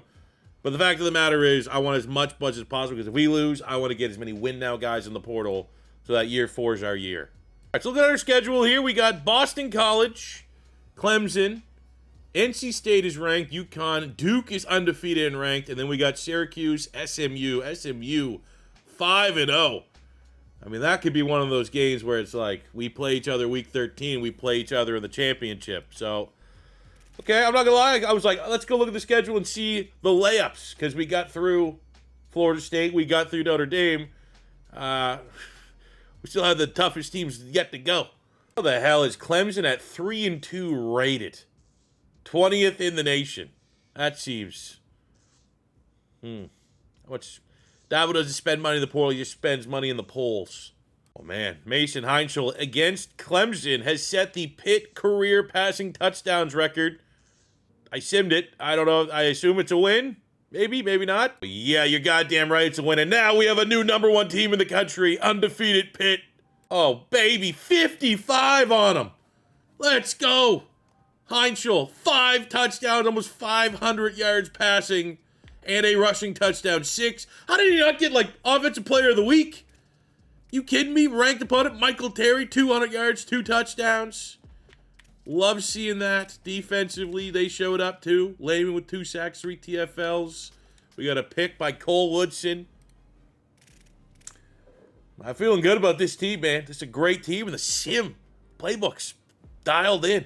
We looked at the last little schedule. It was Duke and SMU late had ratings. Another team, much like Notre Dame, didn't hold up their end of the bargain for what should have been a blockbuster matchup. I mean, 5-4 Dukes, obviously they were good enough to get rated early, but maybe not good enough to maintain and hold on. Week 12 rivalry game against Syracuse. We haven't lost the game, but we lost our #1 spot, and this could be a trap game. I do like the fact it's at home. Trap game, no way. 35-14. Pitt cruises. 3 touchdowns, no picks. 370 yards for Heintschel. Love Bobby Hill with the rushing touchdown. All he does is score tuds. Terry with, I mean, the stats have got to be very, very good, at least in comparison to some of the other Heisman contenders. 2 sacks for Dunham, 2 sacks for Lehman, and an interception for Sean Lee. What do we need to do, man, to get on these lists?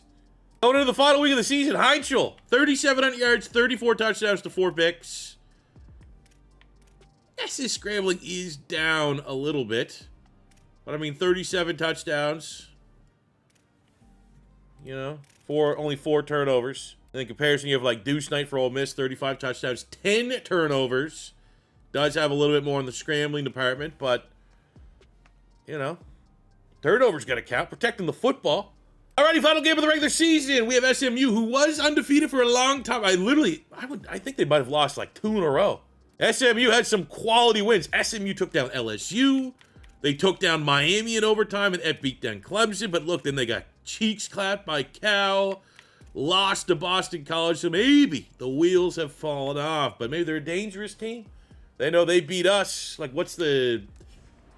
Obviously, we're sitting atop the conference, but is this one of those situations where, like, even with the losses, SMU wins, they may be able to rematch us and make the conference championship? So a lot at play here, but I'm looking at this on the other side. Like, this is a down year. Like, Miami's not particularly great. Florida State's not particularly great. Wheels fell off for Duke. Wheels fell off for Clemson, who was rated at one point in the season. Like, this it's kind of turned into a perfect storm. And as long as we don't screw this up, look at our defense. Offensively, I said our offense was going to be like fine. More than fine. High scoring. But the defense, 199. 216-point differential.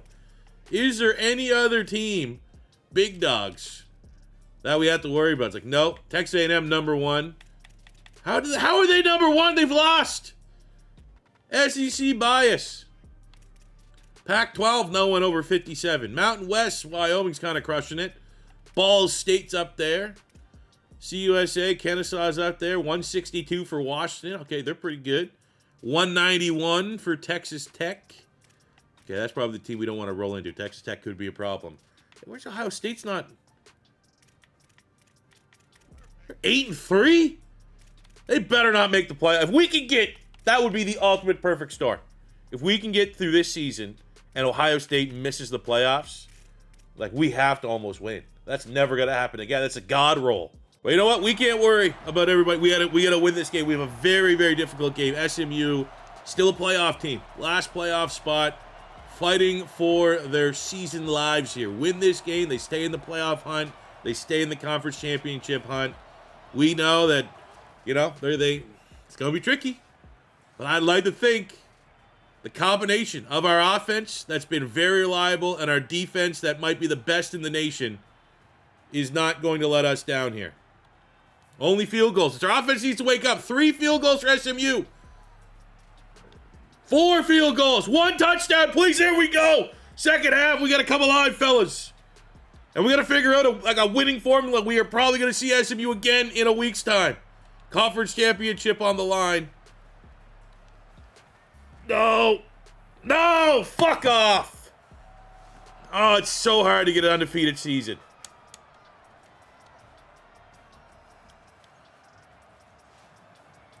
You know what? I think we beat them. We get our first round bye back in the playoffs. Beat them in the ACC championship. Take this one on the chin. Offense needs to wake up. Defense was outstanding. Defense kept us in that whole game. Offensively, I mean, the lack of Heisman, maybe. That's the worst game Heintschel's played all year. All right. I'm not going to lie, May. Hop in a time or two in this one. We cannot lose back-to-back. Quickly looking at the bracket right now. We have Texas Tech. It does look like the scariest team. Michigan has leapfrogged us for 4. Right now, Ohio State's not in the playoff picture. And we're currently slated to play Texas. You would assume if we win, though, I think you win the ACC. Who would Michigan be playing? Washington? What's the lay of the land for championships? Like, is there a path for us to get our first round bye or nah? Conference championship. So we have, okay, so Texas Tech, Kansas State. That's not going to change much. Texas Tech, Oklahoma won't change. We need Michigan to lose to Nebraska. But I would like to think that if the inverse happens, if Michigan beats Nebraska and we win our game, Nebraska should be behind us. They got 2 losses. Alrighty, well, won the ACC championship last year trying to defend that crown against the only team to put a blemish. The only team to find a way to stop our quarterback. I don't think they could do that twice. I think they got lucky. I think there was something under the hood that's like, whatever switch flips in the sim when you have an undefeated season on the line, I conspiracy theory believe that's what happened. We got punt. If we had a loss early, if we would have lost to Notre Dame early, I don't think we would have just lost to SMU there. But the pressure of an undefeated season was way too much. It's got to be on us. We got to. The team I built needs to win this one. Stress-free. That was close. Wouldn't say that was stress-free. But there we go. We avenged the loss 17-14. We win another ACC championship versus, what were they? 7 SMU. Now all eyes are on whether or not we did enough for... I don't see a way that you win this with 1 loss. You're not a top 4 team in the country. Want that first round bye. The less... What the hell happened? He's drunk! The cameraman is drunk! The less nonsense, the less hurdles you got to jump through, the better. Right now, we already got a God roll that I don't know what could happen. I imagine some team would lose and Ohio State gets in the playoffs. But as it looks right now, Ohio State's not in the playoffs. That is the first big check mark. Second one would be getting a first round bye. Heintschel bounce back, but I don't know, man. Maybe SMU put out the blueprint and how to have our quarterback have a little bit of a stinker there. Not play particularly well against SMU, but hopefully that's the last that we see him. Terry had 2 receiving touchdowns. Defensively, had a couple sacks. The freshman Quilden had an INT. We're moving on. Oh, hell yeah, baby. Back up. Number 2 team, Nebraska wins. Michigan loses to Nebraska. Nebraska goes to number 1. 2 loss. Not like there's no undefeated teams. First round bye. We await the winner of Oklahoma, Michigan. Now, I will say, if I'm looking, you said just based off of what I've experienced in this game, I think sim-wise, Texas Tech looks like the scariest team. Sim-wise, the team, I hate Oklahoma. Oklahoma, the amount of like Heisman winners they have, they're probably the most popular team to have Heisman winners. That's a little scary. They're the only team I'd be scared about on our side of the bracket. Michigan, A&M, USC, Kansas State, doable. Oklahoma, I'd like to see Michigan win that one. Well, all right, Deuce Knight wins the Heisman. Heintschel, yet again, snubbed from New York. 2nd straight year. We get 2 of our 80 expectations this year.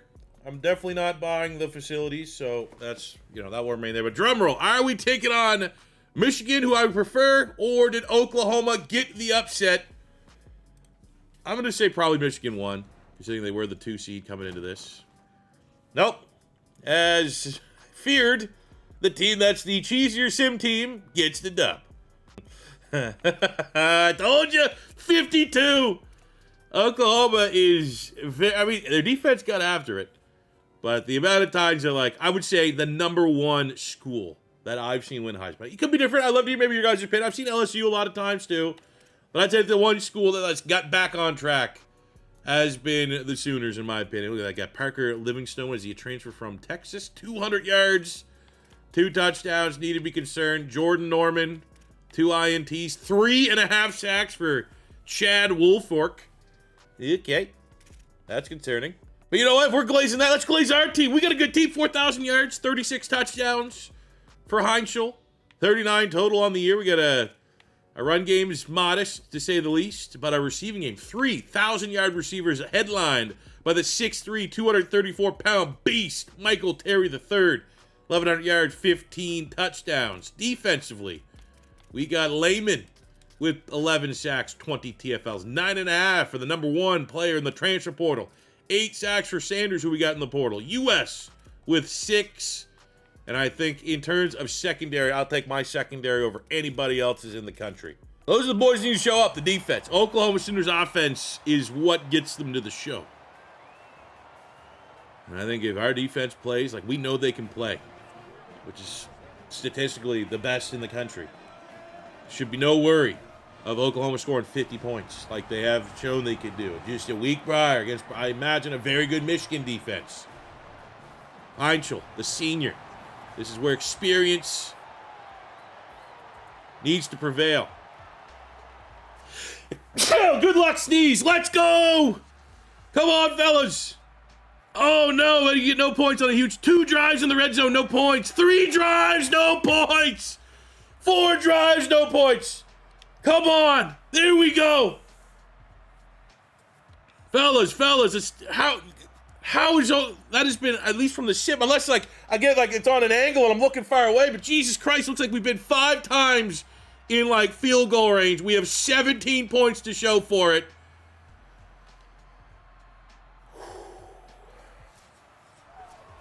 Doesn't matter. They wanted to make it entertaining. 30-13. It wasn't a big deal. It's the defense that can win championships. Is that Josh Heupel? Is that why they score so much points? Do they just regularly fire, I can't remember his name, the Clemson DC, Venables? Yes, the bowl of oranges belongs to the Panthers. But the defense stole the show. We needed them to. The tail of the tape didn't lie. Our defense needed to be the difference maker. It was the great difference maker. Heintschel, not his best performance. 3 touchdowns, had 2 picks. It was one of those games that the defense allowed our quarterback to play like dog shit. Terry and Kinsler both over 100 yards and a touchdown each. Lehman 3 TFLs and a sack. We got a Jalen Jones INT, and we're on to the semifinals. Oh, that's pretty cool. That's another homegrown. Bryce Yates, who I think was like our wide receiver 2 when we started this rebuild, now is the Pitt career receiving yards record. And now Heintschel has set the single season passing yards record. I didn't look at the record, but knowing that like Dan Marino and Larry Fitzgerald were here, probably pretty tough records to get. Not gimmies. All right, up next. All right, Cam Lindsey. Nice, 2 PBUs. Probably had a couple fumbles. And we get the Aggies in the college football semifinal in the Fiesta Bowl. So Texas A&M went just absolutely demolished USC 41-7. They got Brad Jackson. Was he like a Texas State or something like that? One of the top, but all right, it's a run game. Blaylock, Ajobi. This is an old team, a lot of seniors. And then their top receiver was a freshman in that matchup. Defensively, 3 sacks from Marco Jones, 2 picks from Brandon Arrington. So offense and defense showed up, and then they took down Kansas State in a shootout. Not a lot of defense being played. Goes to overtime, 42-40. And it is Jackson, kind of looking like Heintschel. A lot of good, a lot of bad. 3 turnovers in that one. Run game chipped in there. Upshaw. So this is the guy we got to be worried about, the freshman wide receiver. Speedster. Okay. Defensively, again, their sacks or pass rush has been on point. Marco Jones is a stud. It's not, there's going to be no easy games, but I'm looking at the other bracket, Texas Tech, who look like the scariest team in sim outside of us. They've already been dealt with, losing to Washington, who has, a pretty potent offense, all things considered. But it's a winnable game. In the Fiesta Bowl, which is my favorite of all the bowl games, we get Mike Elko and the Aggies. We got Narduzzi, the Pitt Panthers. I think if those weird cult A&M waving get boys or whatever the hell they're called, the wave crew or something. Well, we got a stinky old like a mascot from the 60s. They haven't changed a goddamn thing. That thing was classic and iconic. And they never felt the need to change it. Opening points goes to the Pitt Panthers. I would say gut says it's going to be a low-scoring game. I think this is two really good defenses that are probably going to cancel one another out. Jesus Christ. All right, great start, but now the pressure's on not to blow this lead. Oh, boy, we're not blowing nothing. I'm hopping in and out. This game's out of reach. We've won. Let me get a rep in before the national championship.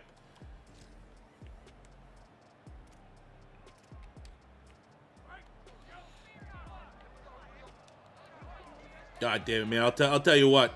We've done a couple rebuilds here in college football, and I think in the world of college football, it's not like Madden. I think there's still definitely an element of playbooks. You know, there's still probably a little bit of an element of playbooks in Madden. It's not what it was years ago. I do feel like that is the case still in college football. Oh, come on. And I like this. This is probably the best sim offense defense we've had. I know we did win the national championship in year 1 with South Carolina, but I think that was more the fact that we just have aliens on South Carolina. Dylan Stewart, Lenore Sellers, Nick Harbor, and that just it was like a perfect role where just everyone else kind of stunk. We avoided a lot of big dogs in that rebuild. How about that? Pitt, on the other hand, I think our playbooks are doing a decent amount of the heavy lifting here in a lot of these sim performances. Because our team's good, but I think, come on. I want to put a little respect here on Pat Narduzzi's scheme offensively and defensively, getting the job done. Now, we're not going to go absolutely not running play action. They just want me to run that play so we get insta-sacked, and it makes this game interesting. We're going to go shotgun. I saw slants right here. Shotgun slants. Where is Mr. Terry? Right there in the middle. You got Miss Terry at Alabama, and you got Mr. Terry at Pittsburgh. Boom, got him. Touchdown. 234-pound DK Metcalf Jr. Dagger. Goodbye, baby.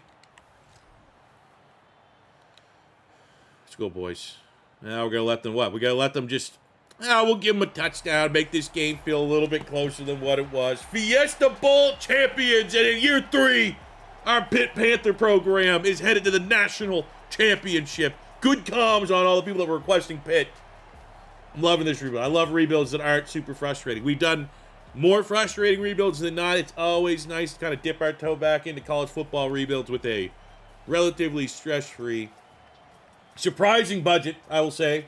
That was the number one thing that was like, you know what, Pitt's probably not that's a good ease our way back into college football rebuilds. Pick Pitt, team that needed a lot of work, but maybe had a quarterback, which I think it's fair to say we have a quarterback in Heintschel, and a surprisingly large NIL budget. Way larger than I thought. Oh, he's up on the ladder, and then our cameraman's drunk again. Why can't this guy get a shot? Here we go, he's leading the band, and Pitt Panthers 38-24. Game was not particularly close. That 21-point explosion in the second quarter was huge. Heintschel, we'll have to get out. You know, he's been good for a turnover in every game. I wish he was playing a little bit cleaner. 3 touchdowns through the air, 1 on the ground, 69 yards. Nice leads the team in passing and rushing. Terry did what he did best. Yates, the leader, gets another 2 touchdowns. They're the all-time leader in yards. Lehman with 5 TFLs, 2 sacks. These are all homegrown. We have spent a lot of money. But Lehman's homegrown talent. Leading was 2 Yates is homegrown. Kinsler is homegrown. Williams, I recruit. You know, there's always going to be an element of, like, transfer portal. Oh, you bought homegrown. This is us. We're winning, and we're getting high on our own supply. With that victory, Heintschel has set the Pitt career passing yards record. Suck it, Dan Marino. I take that back. Dan Marino, obviously was before my time. But as someone that grew up with the NFL Network in the background and watching, like, all the old stuff, I got coached up. And I think Dan Marino's awesome. What an awesome player he was. And that just goes to show Heintschel. All those records are gone. They're his now. Who do you got for us? All right, another player of the week. Lehman, 9 tackles, 5 TFLs, 2 sacks against A&M. Hell yeah, that's a very deserving. That should be National Defensive Player of the Week, which it is. And in the national I'm going to say Washington will be my guess. Heintschel gets ACC. Texas, okay. It's a Michael Terry revenge game. To be honest, I don't like it says you've been invited to the national. What do you mean I've been invited? We kicked the front door in. Take a look at Texas. So they had to run the gauntlet. They took down SMU, which we know it's not the easiest thing to do. They took down the #1 seed in Nebraska. I mean, let's look. Okay, we'll look. Give them tail of the tape here. I don't care what they did during the season. I want to see what they did in the playoffs. So they have Akili Smith Jr., son of first-round bust. What was he on, the Bengals? So the quarterback did not play particularly well. Their defense in this first game against SMU didn't really do a whole lot. They have Jonah Williams, who is, I believe, a 5-star recruit. But then they took down #1 Nebraska, which is impressive, in overtime, 34-27. In a game where, Jesus Christ, 2 touchdowns, but 4 picks for Akili Smith. So right now, Akili Smith, the 2 playoff games that we've seen, 2 touchdowns, 5 interceptions. Their run game has not been good. Is that Isaac Brown? Oh, that's good. They had Isaac Brown for Louisville. I was like, what the hell is he still doing in college? All right. I mean, defensively, they did get 3 picks in that one. Williams is a pick in both of their playoff games, but I'm not seeing anything that's scaring me. But then they take down Washington 35-34. And that was a game that wasn't particularly close. They almost blew it, I suppose, would be the way to look at it. I almost wonder if Washington would have went for 2 to win the game or something like that. You know what I'm saying? Why is that 20 and not 21 or not 22? And there we go. Akili Smith woke up. 5 passing touchdowns, had a pick. But still, you know, not terrifying. Like, especially, I like our defense. I love our defense. Our defense is looking at this guy as a turnover-prone quarterback. But then they got Popo Stone at safety, who may be a dog. Okay. I mean, it's not Ohio State. We got to take it as you get it. Love to win a national title here. But if it's not meant to be, I'm more than fine to run it back year 4. Because our team's going to be even better next year. Maybe not at quarterback. We're going to lose Heintschel as a senior. But I think everywhere else, we're going to be even better. Come on, baby. It's at this point. I wouldn't mind another team like this for our next rebuild. Win, lose, or draw this game. I think the next rebuild I'd love for you guys to recommend me do in college football. I'd like a Pitt adjacent. You know, one that we have a chance at winning the Natty within, you know, without going to year 5 and year 5, Natty or bust. You know, hit some 3 years would be pretty cool. I'm still just reeling from Jack State, man. Jack State was very fun. I love the players that we kind of fell in love with. Like, Jack State kicks off week 0. I'm going to be locked into that game looking for DeAndre Johnson and guys like that. And I'd like to think at bare minimum, you guys that watch that series might do the same. I love doing small schools for stuff like that. As Texas jumps out to a, 14-0 lead. Whoa, fellas. The fuck is going on?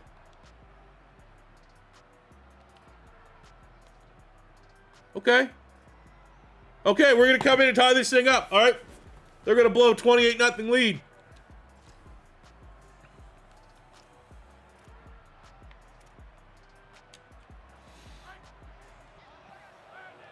Neither quarterback start throwing picks again. That'd be great. We'll go to Terry. Revenge game for Terry. Texas didn't want to pay him.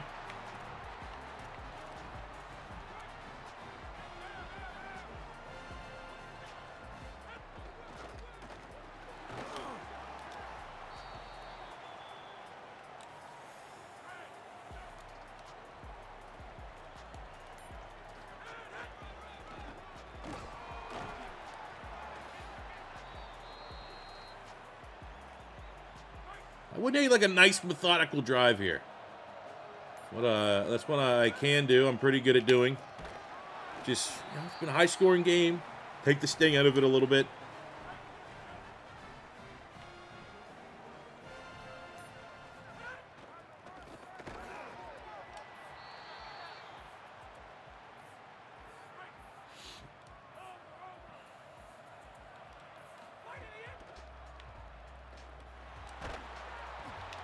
All right, beautiful. That's definitely not taking the sting out of it. Fuck! Oh, it's a good play. Oh, it's a great play. I need a great play. I don't need a good play. I need a great play.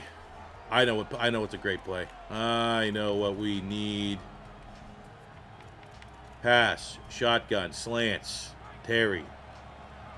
Right there. In the slot, number 11.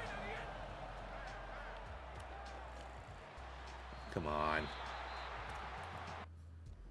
All right, I definitely just screwed up all my team's momentum. Oh, maybe not. Oh! Let's go win it. Down 28-0. It is now 28-31. 2 minutes to go. I want this so bad. Oh, I want this so bad. 4 touchdowns for Heintschel. 2-minute timeout. Come on, C4. Put a drive together here, buddy. I have not put many drives together. But I just need one. One good drive is all we need. It's a great throw.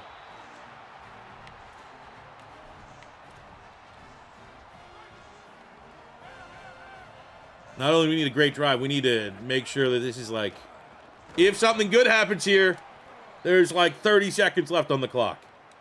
So I'm going to try to run it here a couple times. Yeah, we have one of the most athletic running backs in the nation here. Should be able to turn up some yards. He's had a big game, 117 yards. And they're just giving us super light box. We're going to keep taking it. Thank you very much.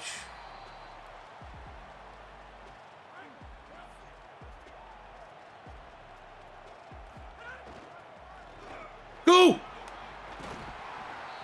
Okay, now we'll start using our timeouts. Come on, boys.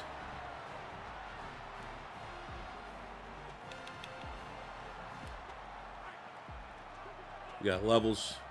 We got Yates, the all-time leader. We got Terry. We got Brand, the fullback. Get in there, let's go! The fullback! Who's like RB5 on this team when we started this rebuild. Might go down in history as the most iconic running back. And there's been some greats.